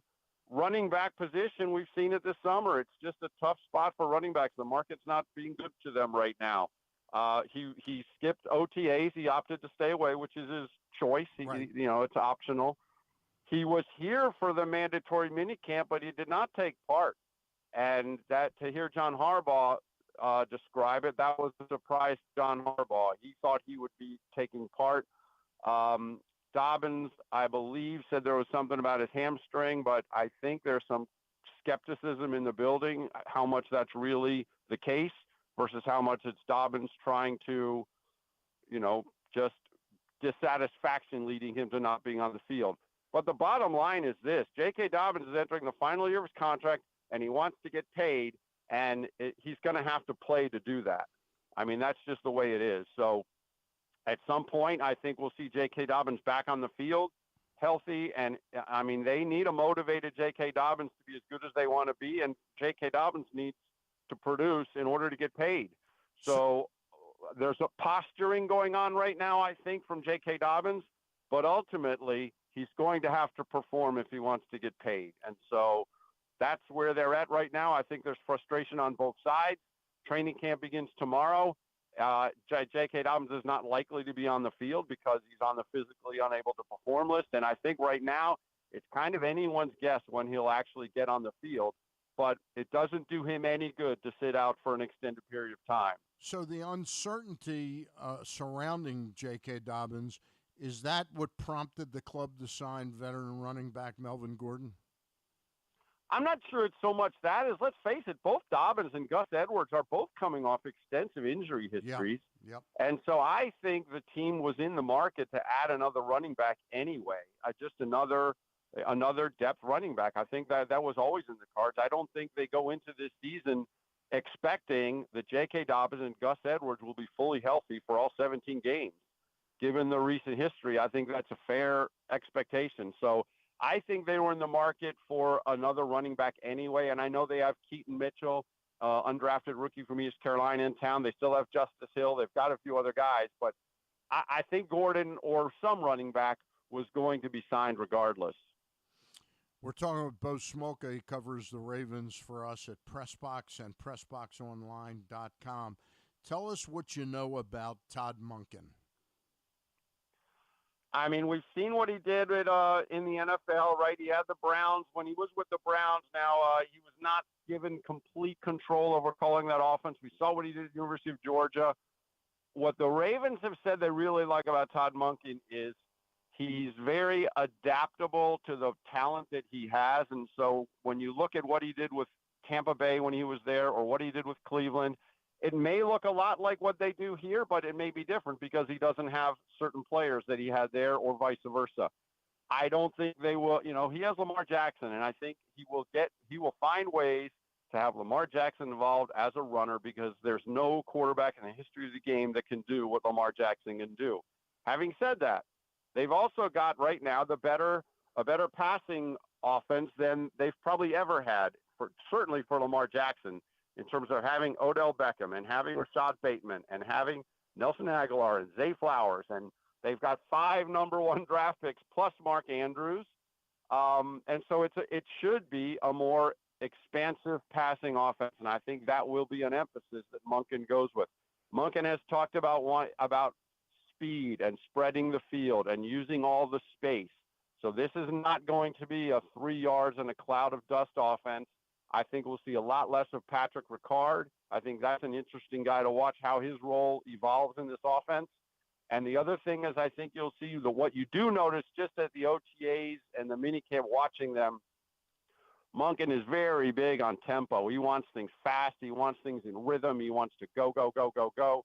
I'm not saying it'll be hurry up all the time, but there's going to be, I think, a significant change in the tempo.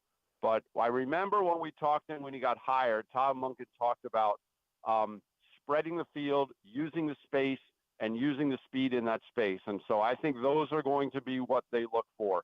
I think they see in Zay Flowers, their first-round wide receiver, a guy who can be really dangerous after the catch.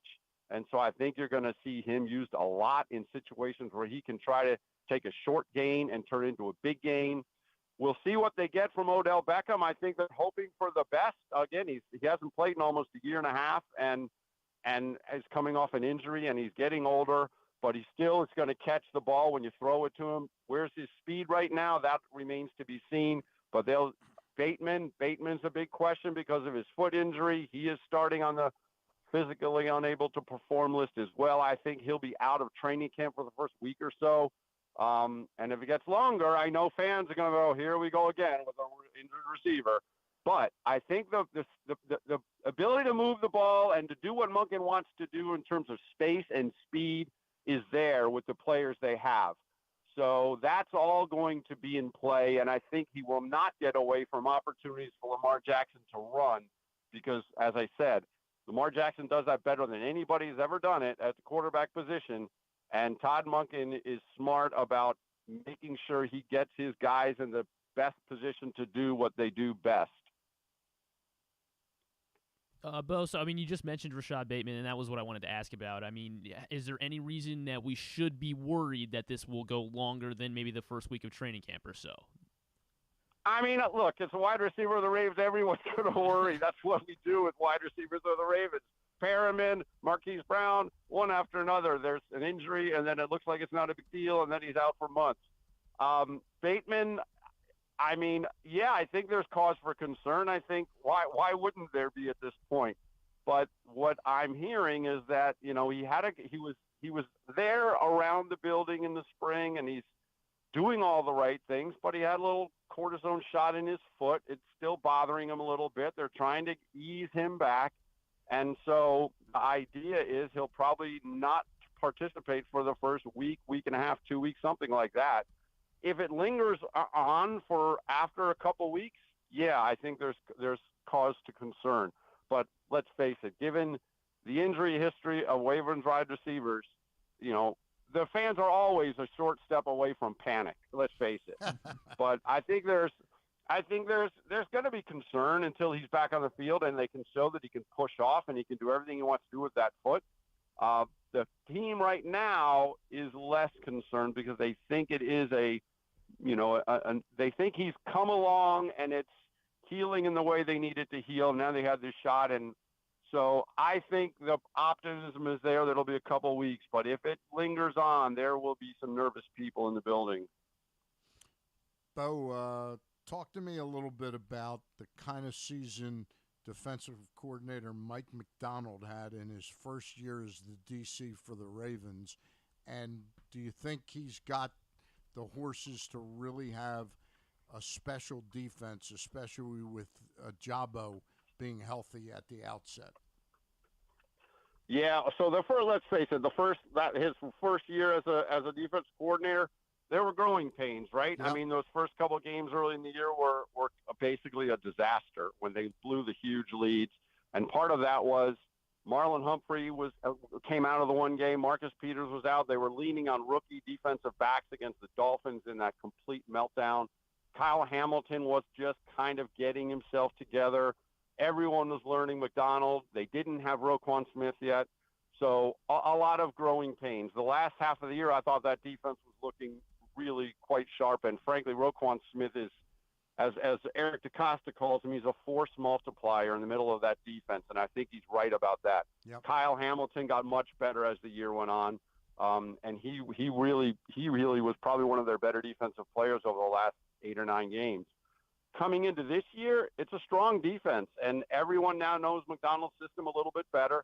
And you mentioned David Ojabo. David Ojabo, of course, is the guy that they got in the second round out of Michigan, who played for McDonald at Michigan, edge rusher, very athletic guy who had torn his Achilles right before in his pro day before the draft.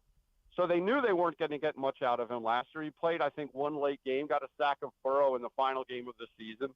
But I could say this, in the spring workouts that I saw, he might have been the best defensive player on the field. He looked terrific. And so the goal, of course, is that he and Odafe Owe, who are actually the high school teammates together in New Jersey, the goal is that those guys can be game wreckers on the edge. I know a lot of people were disappointed with Odafe Owe last year, that he only had, I believe, 2.5 sacks, and this is their first-round pick from a couple years ago.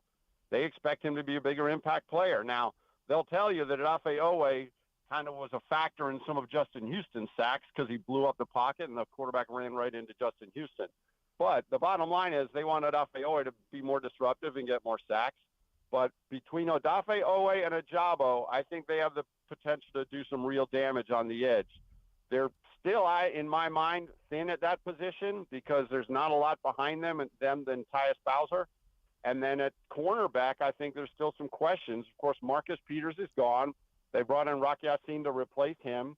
There's questions who's going to be the slot cornerback.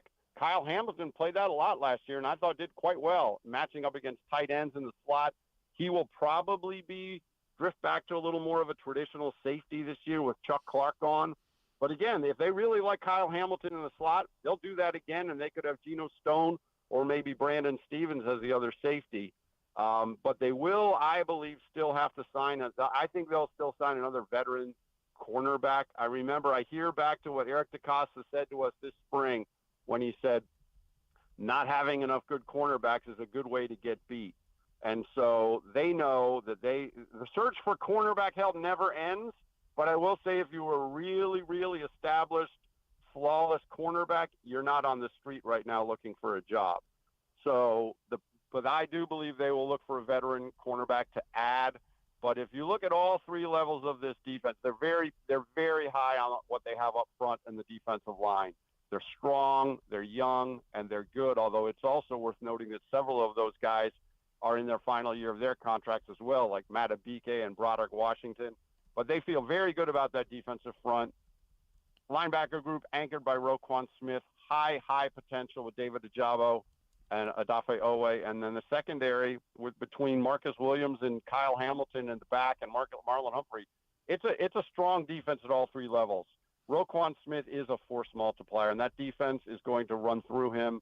And I think they go into this season very encouraged by their defense. One last quick question because we're up against it. But Tyler Linderbaum, assess his first season, and is he everything they felt he would be and can be?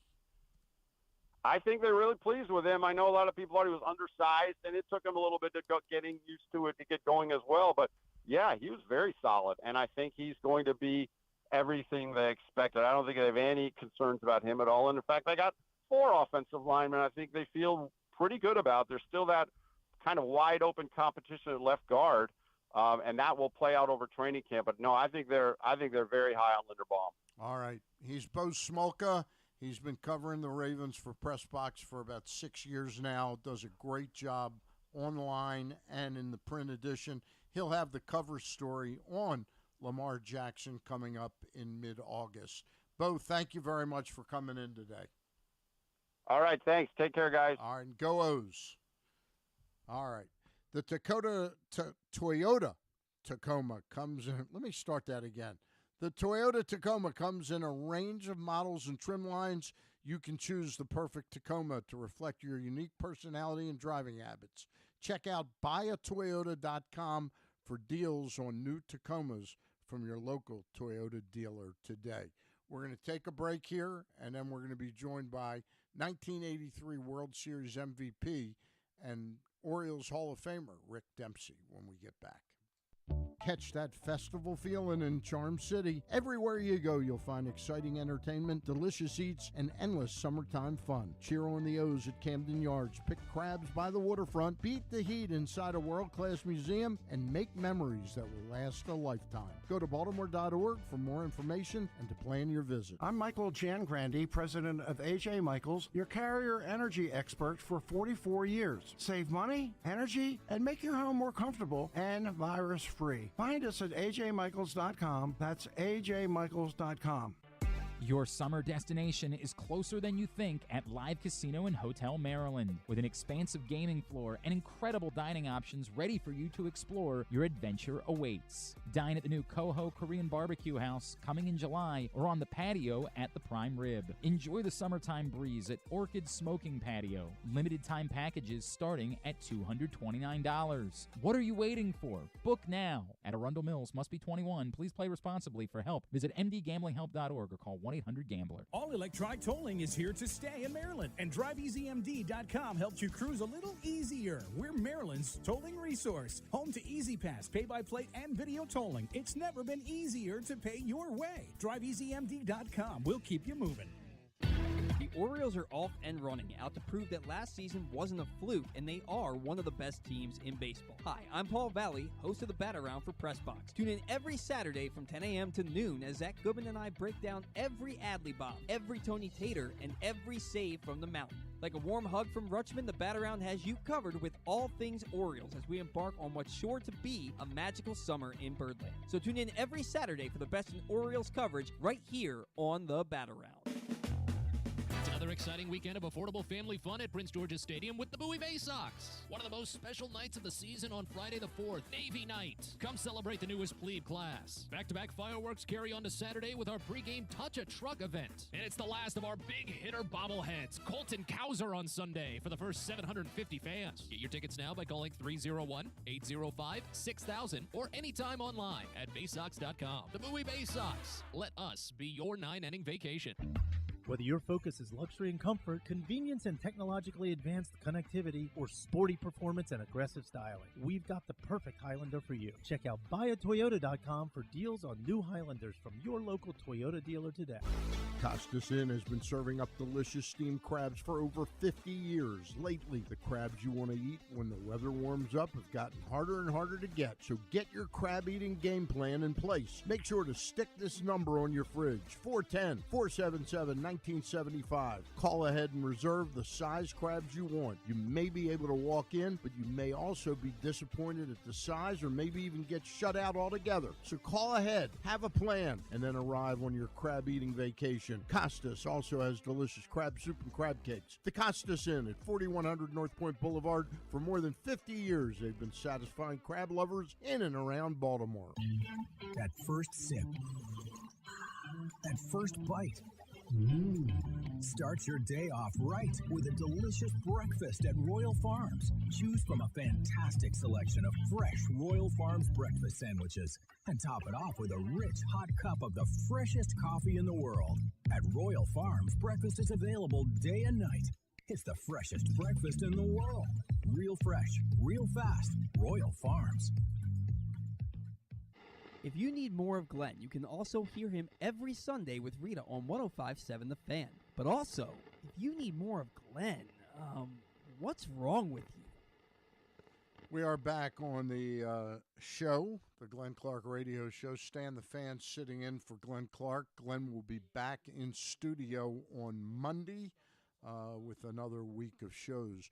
Reminder, I'll be hosting this Friday.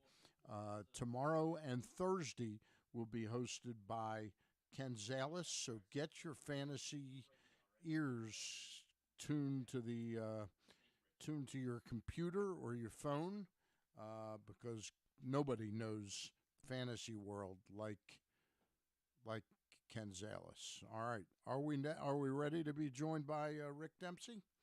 All right, he's a longtime friend. And he's number one in the heart of Baltimore Orioles baseball fans.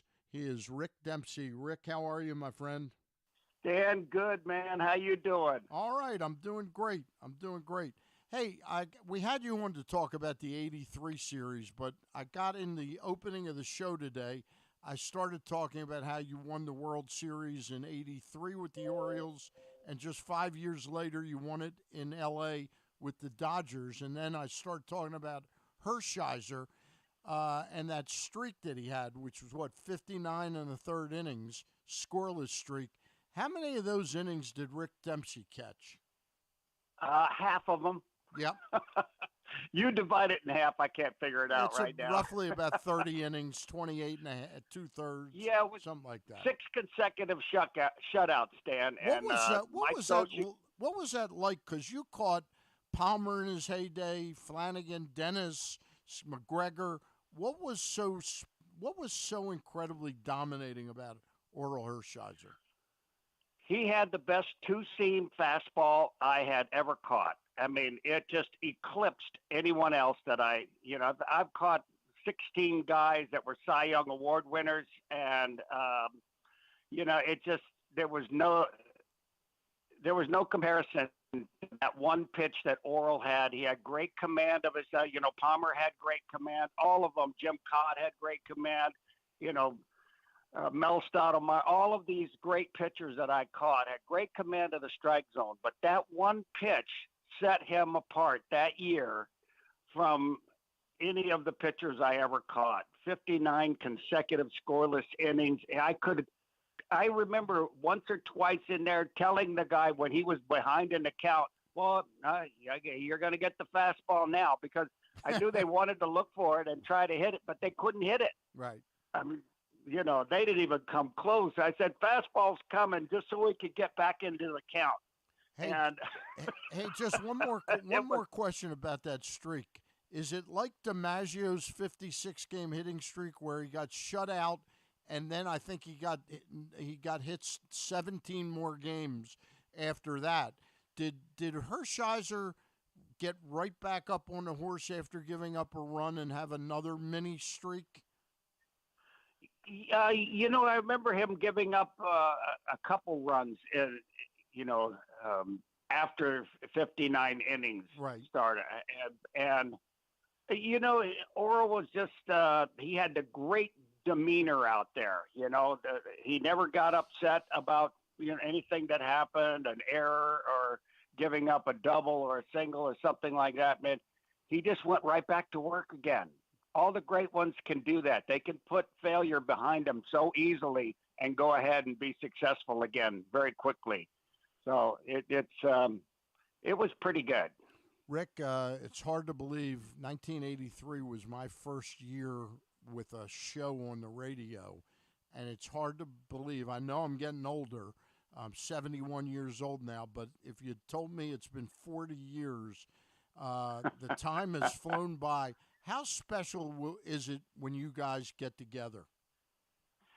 Well, it is, because we had so much fun getting on each other all the time.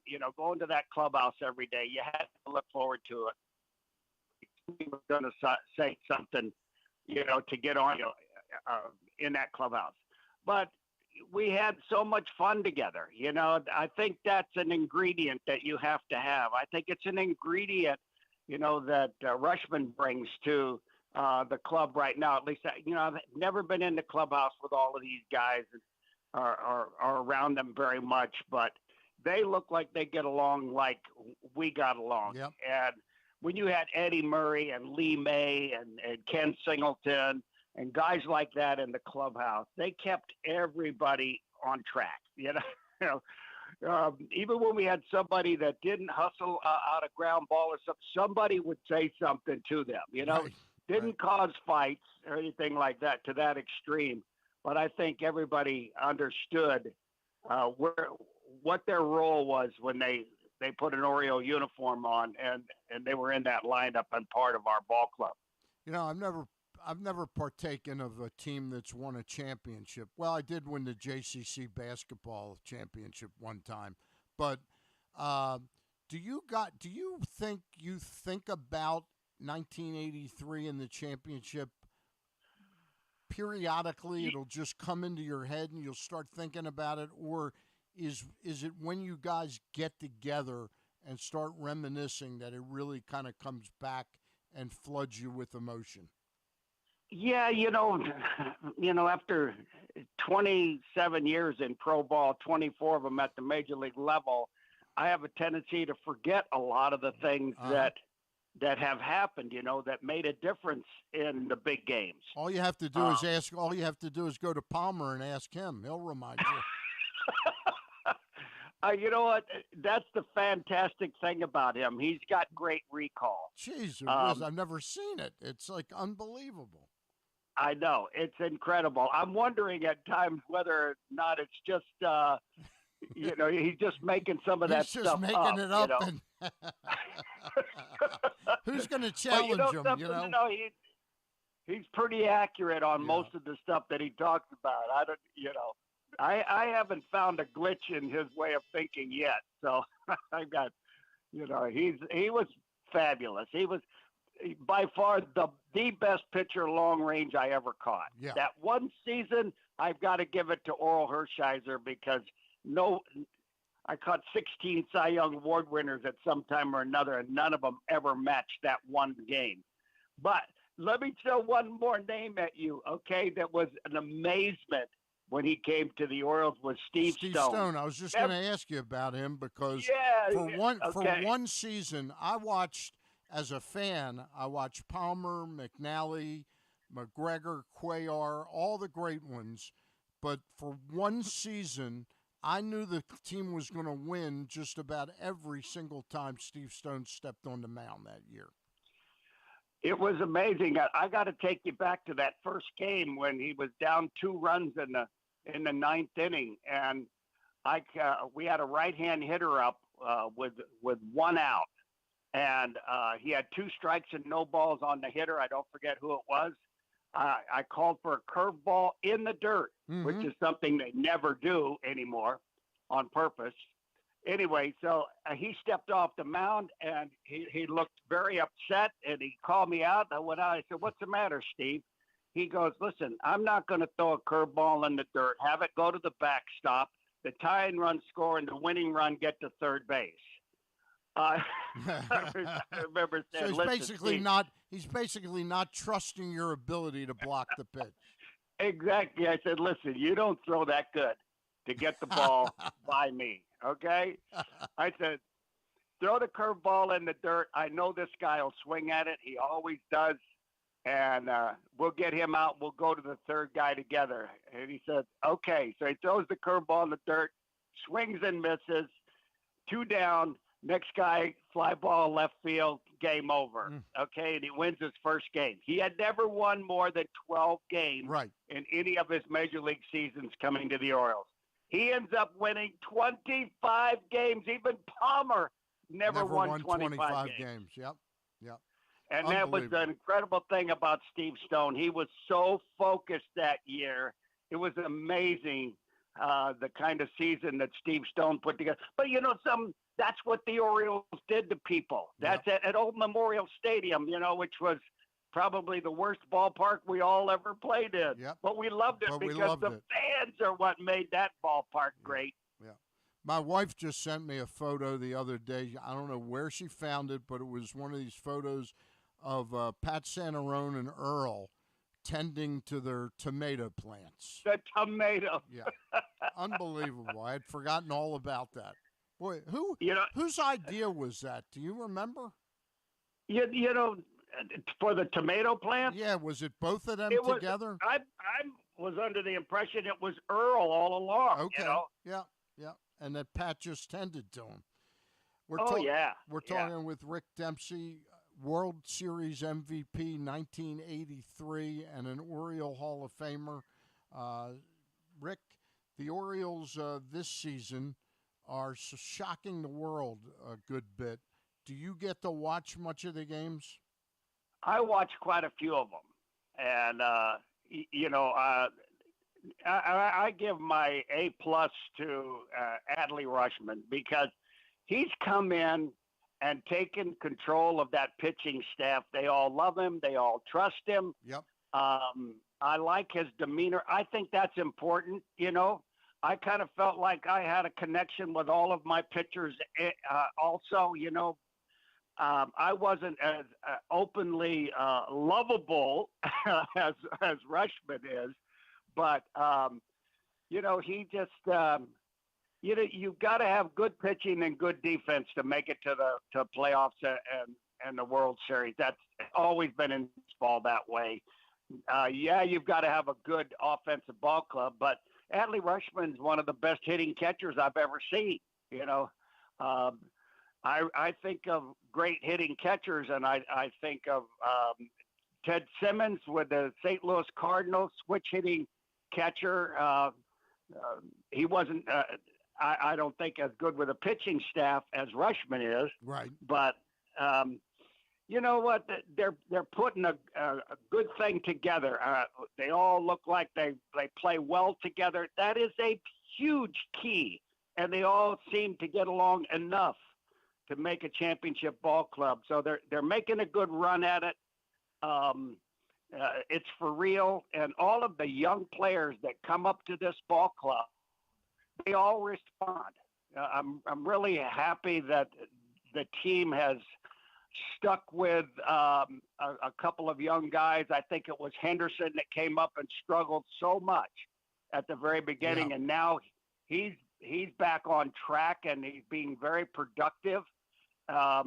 And that's the way I remember our ball club. When young guys came up, they fit in, you know, and no matter, look at Cal. Cal struggled his first 30 at-bats in the major leagues, and then all of a sudden, you know, he just busted on the scene and became the best shortstop in all of baseball all the way around. Good defense, you know, great offense, clutch hitter. I mean, you know, Eddie Murray had a lot to do with that to help him feel nice and relaxed and everything. And Ken Singleton, those two guys were just quality players, offense and defense. You know, you're not going to say, well, okay, Ken Singleton's not going to win a Gold Glove in the outfield, but you know something, he played awfully well, you know, for his level of talent. And all you had to do really is learn to hit the cutoff man and the relay man and all blah blah. You know, and you put a lot of good things together. Our team played well. The Orioles are playing well. And every guy that comes up becomes a huge part of the lineup eventually. So those are the kind of things that I look at. Rick, you mentioned, you know, how much these guys seem to be getting along together, like in the clubhouse, and I know you're not there right now, but how much credit should be given to Brandon Hyde right now and what he's done over the last, you know, couple of seasons and seeing this thing all the way through into what is one of the best teams in all of baseball right now? Well, nobody ever got a chance to see Brandon Hyde and what he was really capable of doing from the very beginning. We had a team that was a bunch of young guys that very unproven, you know, and no. But you've got to give him credit for the last two seasons. They've continued to get better. He has a great impact on the ball club, and he, you know, you don't see him ever really getting real upset with what's going on out there, and he's been consistent the whole time. You're going to see what he's really made of going down the stretch here. So, I mean, I take my hat off to him because it's been a hard grind, you know, the losing at the very beginning for the first 4 years. And now he's starting to get a little payback with these young guys responding the way that they have. So, you know, it's Brandon Hyde, it's the coaching staff, and all the things that they're doing together are paying dividends. So they're not going to go out there and get base hits and turn double plays and do all that stuff, but they can sure help these other guys get the job done. Let's hope that it lasts going down to the finish line. This is where it really counts from this point on.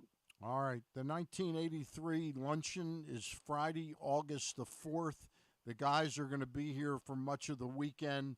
I hope fans will really pack the yard. They'll be playing the New York Mets, and ironically, Buck Showalter will be in town in probably one of the worst seasons Buck has had record-wise as a manager, so it's ironic. Rick, I got one last question for you, and I wouldn't ask you this if you hadn't caught a lot of the guys that originally would come up, and I'm not talking about Palmer, but I'm talking about guys like Dennis Martinez, Storm Davis, Sammy Stewart, even Flanagan, I think, that would come up and pitch out of the bullpen as long men.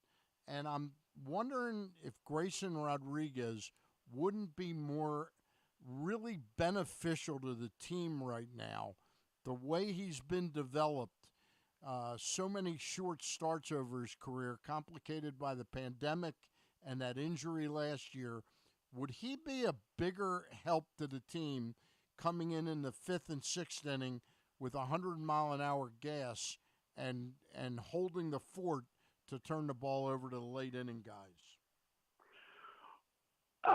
I don't think there's any doubt that he's going to be very productive for this ball club in the future. He's learning a lot about pitching, and you're seeing some pretty good streaks out of him in innings, But coming out of the bullpen, I mean, that decision is got to be made by Brandon Hyde and the pitching coach.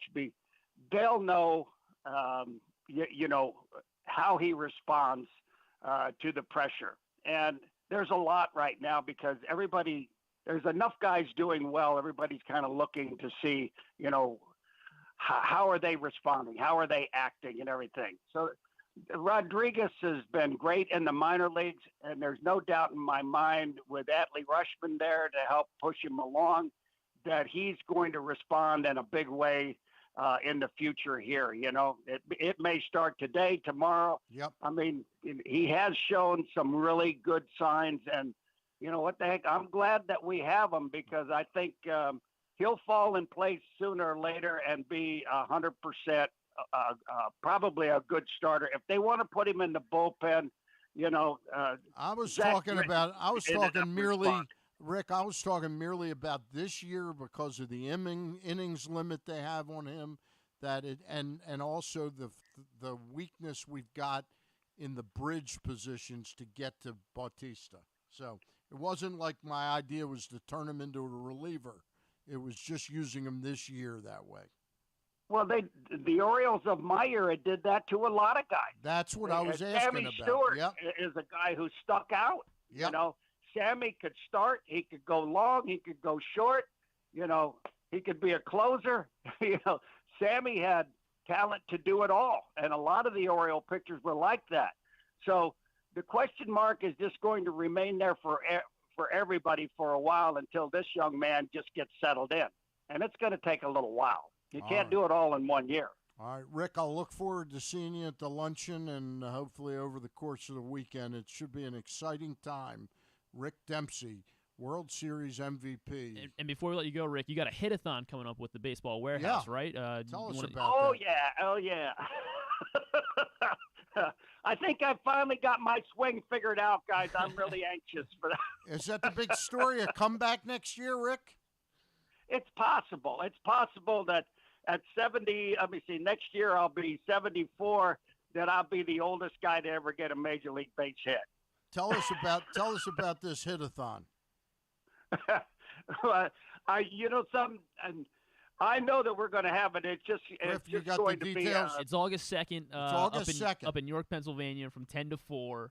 All the details are on Rick's Twitter, so you can go there to check that out. But yeah, Mike Bordick, Rick Dempsey, some Orioles legends and Hall of Famers. The Baseball Warehouse. Yep. All right. Yeah. All right. Yes, sir. Yes, sir. All right. We got one last question for you from Grant DeVivo, our intern here. He's dying to ask you this.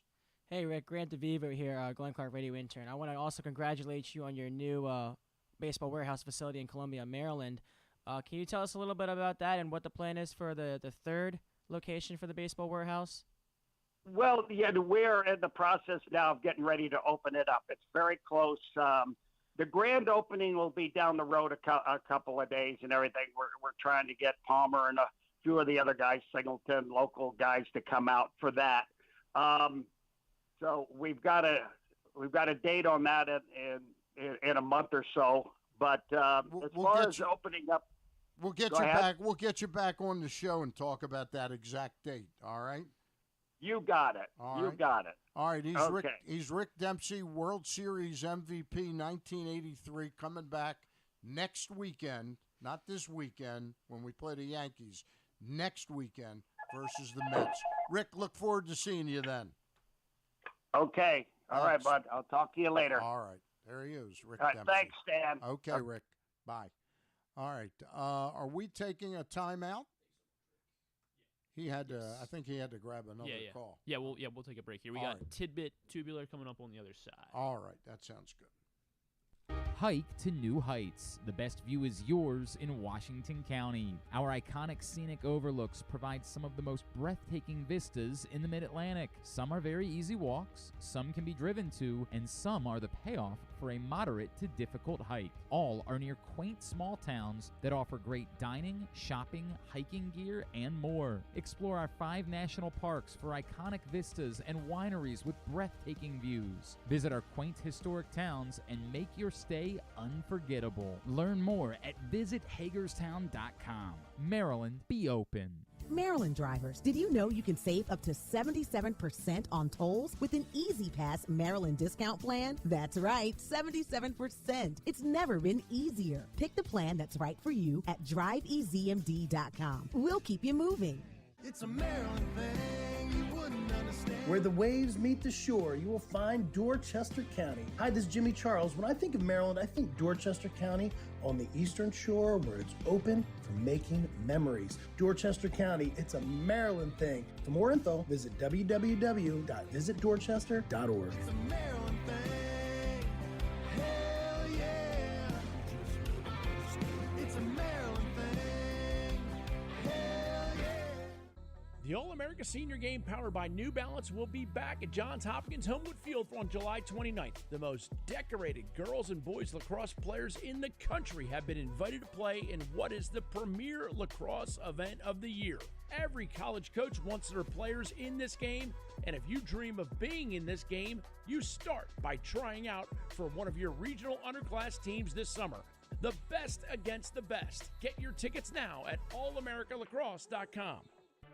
Your summer destination is closer than you think at Live Casino and Hotel Maryland. With an expansive gaming floor and incredible dining options ready for you to explore, your adventure awaits. Dine at the new Coho Korean Barbecue House coming in July or on the patio at the Prime Rib. Enjoy the summertime breeze at Orchid Smoking Patio. Limited time packages starting at $229. What are you waiting for? Book now. At Arundel Mills, must be 21. Please play responsibly. For help, visit mdgamblinghelp.org or call 1-800-GAMBLER. Costas Inn has been serving up delicious steamed crabs for over 50 years. Lately, the crabs you want to eat when the weather warms up have gotten harder and harder to get. So get your crab eating game plan in place. Make sure to stick this number on your fridge, 410-477-1975. Call ahead and reserve the size crabs you want. You may be able to walk in, but you may also be disappointed at the size or maybe even get shut out altogether. So call ahead, have a plan, and then arrive on your crab eating vacation. Costas also has delicious crab soup and crab cakes. The Costas Inn at 4100 North Point Boulevard. For more than 50 years, they've been satisfying crab lovers in and around Baltimore. Make the most out of every day in your Toyota RAV4. Available in hybrid or gas-only models. A RAV4 can get you where you want to go in style. Check out buyatoyota.com for deals on new RAV4s from your local Toyota dealer today. Check out PressBoxOnline.com every day to find daily winners and betting advice from Jeremy Kahn. And if you want some advice about life decisions that you probably shouldn't make, here's Glenn Clark. Stan the Fan in for Glenn Clark, and Glenn will be back on Monday in these very studios. Tomorrow, Ken Zales will take the hot seat. Thursday, Ken Zales will take the hot seat, and then it'll cool down, and I'll be here on Friday. Okay, but Good I week. will not be on as part of the show the following Friday. I'll be at the Orioles. You'll be lunching it on. I'll be lunching it on With my all good the- friend with Steve all the 83. Freeman of the Baltimore Orioles. It's time for the tidbit of the day. It is indeed. So we will start with Sal Frelick. We talked a little bit about him yesterday. Made his debut for the Milwaukee Brewers over the weekend. But Sal, is it Frelick or Frelick? Frelick. I heard Frelick. Okay, Frelick. Sal Frelick. He is the second Milwaukee Brewer to have 5 hits and a home run. He had his first career home run. That was last night, right? Or I think his first home run was last night. And so with that, he became the second Milwaukee Brewer to have 5 hits and a home run in his first 3 career games. He joins one other Milwaukee Brewer, and it's pretty good company. Is he in the Hall of Fame? Yeah. Robin Yount. No, not Yount. Paul Molitor. Paul Molitor. In fact, in 1978. Damn, I was going to guess him. Before you said Hall of Fame, I was going to say Ryan Braun. Oh, well, right. Yeah, that would have been a good one. not as, I guess that'd still be pretty good company. Not maybe as great of company, but Colton Wong, he became the third player in Mariners history with a pinch hit go-ahead home run when trailing in the 9th inning or later. Third Mariners player to ever have a pinch hit go-ahead home run while trailing. He joins these two Mariners. Well, one of them's a legend. The other one, you'll never guess. One's a legend. Yeah, one's a legend. I'm going to guess Robin Yount. No, not Robin Yount. For the Mariners, no. Oh, Mariners. I thought you were still talking about the Brewers. Oh, yeah. I could do Brewers tidbits all day, but yeah, we'll move to. Colton Wong. Okay, I got Wong. I was thinking. Oh, right, because he was a Brewer. Yeah. Okay, you know what? so That's fair. That's fair. Repeat the question again. He's the third Mariner to hit a pinch hit go-ahead home run when trailing in the 9th or later. Okay. I'm going to guess Ken Phelps is one of them. Not Ken Phelps. You got the first name right. Ken. Go ahead, Grant. Griffey. Yeah, Ken Griffey. Ken Griffey in 1990 did this. And then in 2016, Mariners legend Adam Lind hit a pinch hit go-ahead home run in the 9th inning. Adam Lind. Wow, that's a name I haven't heard in a while. That's a blast out of the past. And what other finally, teams did Adam Lind play for? He played for the Blue Jays. So I can use him as Nationals. the Blue Jays and Mariners. Okay. He was a good pinch hitter for the Nationals. I remember that. Yeah, he had the bomb off he was the all ball, right. though. Yeah, he was all right with the Nats. Yeah. I did a Scott Rowland tidbit yesterday, so the other Hall of Famer, Fred McGriff.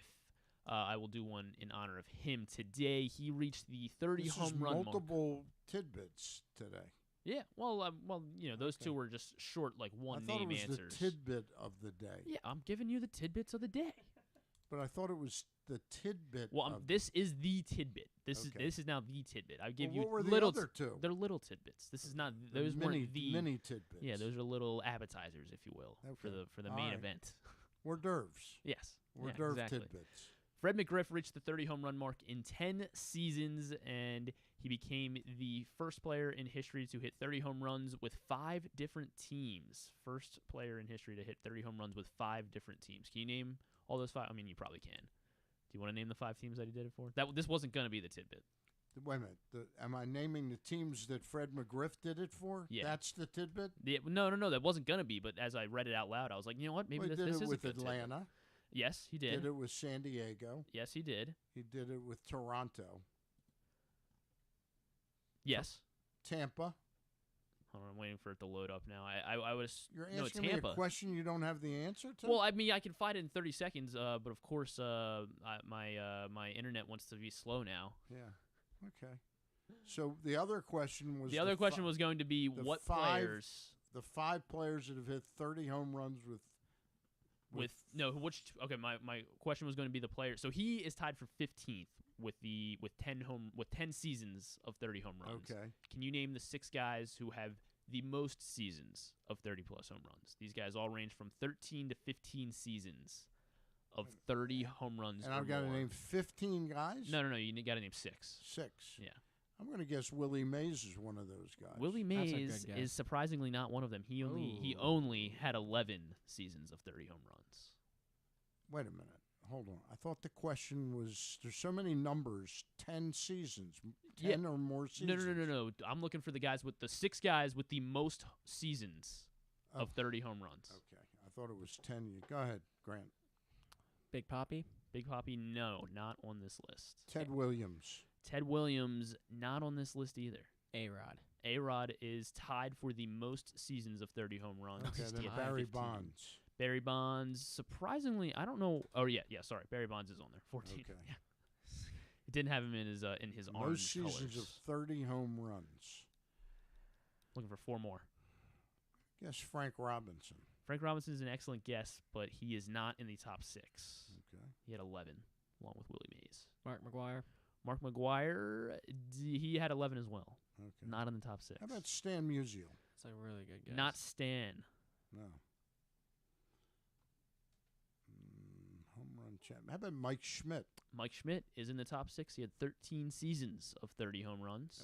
Okay. 30 home runs. He had 13 seasons.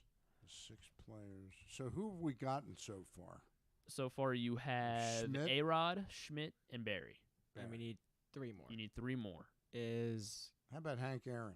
Hank Aaron is tied with A-Rod for 15 right. seasons. Tied for first, 15 seasons of 30 home runs. Yep. How about Sammy Sosa? Not Sammy Sosa. I was going to guess that one, too. Sammy Sosa also had 11 seasons. Only 11 seasons. He's a cheater. Well, yeah. He's a cheater on How about Rafael Palmeiro? Palmeiro, He's a cheater, too. He had 10 seasons. Okay. I could have had you guys in the top 15, it seems like. Are any of them real old-timers? Yes, one just recently retired. One just recently retired. Very, very recently. I'm talking about like in and the then 30s. And then the other one's 30. How about Mel Ott? Not Mel Ott. If it's recent, I should know this. How about Babe Ruth? Babe Ruth, of course. Well, then who's the one that 13 just- seasons, tied with Mike Schmidt.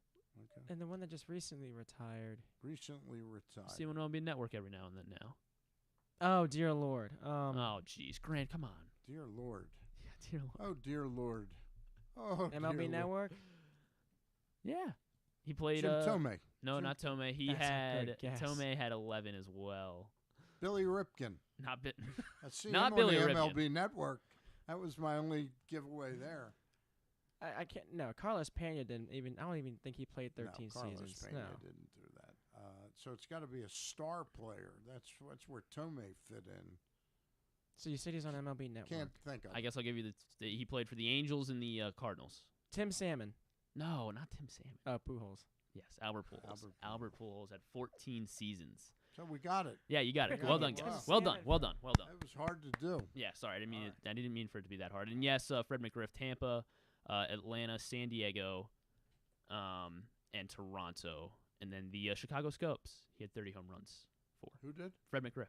Fred McGriff, the crime dog. Yeah, the crime dog. Am I having that bad of a day to guess Tim Salmon on that one? That was Tim That Salmon. was not a good guess. No, it was not. My Hey, guesses it's all right. You'll were- bounce My back. guesses were very good, weren't they? Yeah. Ted Williams, Stan Musial, Sammy You guys Sosa, did you guys Jim did a great Tomei. I had job great, of I tag had teaming great that one. guesses. Yeah. All right. And before we get out of here, I'll run over to Totally Tubular for you guys, Yep. starting with the sports here. The Orioles do play. They play at 6:40 first pitch. Kyle Gibson on the mound against Taiwan Walker of the Phillies. That's going to be on Masson 2 once again. I'm not sure why the Orioles keep getting relegated to Masson 2, especially when their game starts before the Why is that Rockies considered Nationals a game. relegation? Well, because it's Masson 2. They should be on Masson, the Masson. Shouldn't they? Okay. You don't have a problem with them being on Masson 2? The basketball tournament, the Shell Shock Team Shell Shock plays their first game tonight. This is the Maryland Alumni Club. They'll have Daryl Morcell along with several other former Terrapins participating in the game. That one's at 4:00 on ESPN Plus. Lenny Elmore, Tom McMillan playing on that team. They will not be playing on that team. Yeah, these are going to be guys that are still. How about Jim O'Brien? I don't think he'll be playing either. Oh, okay. FIFA, the Women's World Cup continues. Let's see, what time is the first game tonight? Last night, who won the Korea-Columbia game? I'm guessing Columbia. Give me 1 second, Stan. I'll have those answers Guessing for you. that Columbia won that game. Was that what time was So that far, game? I've watched 3.5 halves of women's soccer, and I've yet to see a goal. Your bet would have hit, Stan. You had Colombia -1.5. They won 2-0 over South Korea. So well done. I did hit. The Korea. I got to root for South Korea. At 1 a.m. tonight, Japan, Costa Rica, Spain, Zambia at 3:30 in the morning. If you don't plan on sleeping tonight, so there you go. I know Stan, because you on your drive back from Philly, maybe you can throw in some World Cup. On ESPN, the Aces in the Chicago Sky, new episode of The Ultimate Fighter, and the rest go ahead and check out at GlennClarkRadio.com. WWE NXT. Non-sports for you, Golden Boy Part 2, that is going to be on HBO, the Oscar de la Hoya documentary on HBO. Jim Gaffigan has a comedy special that's going to be on Prime Video. Big Jim Gaffigan fan, right, Grant? Who? Okay, well, there you go. And then on Discovery, it's Shark Week. I should have mentioned it yesterday, but Shark Week continues. It is going to be Shark Week all week, so you can check out that all day on Discovery. And that'll wrap us up, Stan. You got anything to add before I've got nothing to add. I wish Ken Zales all the best in the next couple of days, and I'll rejoin you guys on Friday. Yeah, tomorrow we're gonna have I had a show plan. Oh, Mike Axisa from CBS Sports. We'll talk some trade deadline. Bringing out the good guests, you know. Yeah, well, I mean, yeah, they're all good guests. We had a good show. You shelling our guest Sure today. did. We'll do a fancy segment with Ken, and then Jamie Watson will join us in studio, the loyal soccer play-by-play voice, and we'll talk some World Cup. Okay, that sounds good. Our thanks today to Grant DeVivo for coming in a second day. Thank you. All right. Thank you guys for having me. Really appreciate all the work you put in. Want to thank Rich Dubroff, who was on with us, BaltimoreBaseball.com. Bo Smolka writes for PressBox and PressBoxOnline.com. And, of course, we thank our friend Rick Dempsey for joining us about the Orioles and their celebration a week from Friday, the 1983 World Series champions. I think as many as about 19 or 20 of those team members are going to be there. That's good. That's good. Right. That'll be a fun weekend. All right. I know that apparently Eddie and Cal will not be at the luncheon on Friday, but they will be there Saturday. Did you see the picture that Frank Thomas posted over the weekend up in Cooperstown? No. Of it was his lunch It table. was a lunch table. Yeah, Eddie it was Murray, Cal, Fred McGriff. Right. It was Chipper Jones was there. I can't even name the entire table, but it was a legendary lunch table there. A-Rod. Hopefully that's what there. your table looks like. A-Rod wasn't there. A-Rod wasn't there. No.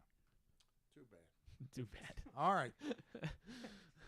That's my equivalent to I hate Duke, or to Glenn's I hate Duke. So A-Rod wasn't there. A-Rod wasn't there. All right. That does wrap us up for the day. We'll talk to you on Friday. Again, Ken Zales in tomorrow and Thursday. My Zoom this week moved to Wednesday at 7 o'clock p.m. Wednesday. Rob Ambrose joins Gary Stein and I tomorrow night. Looking forward to that one.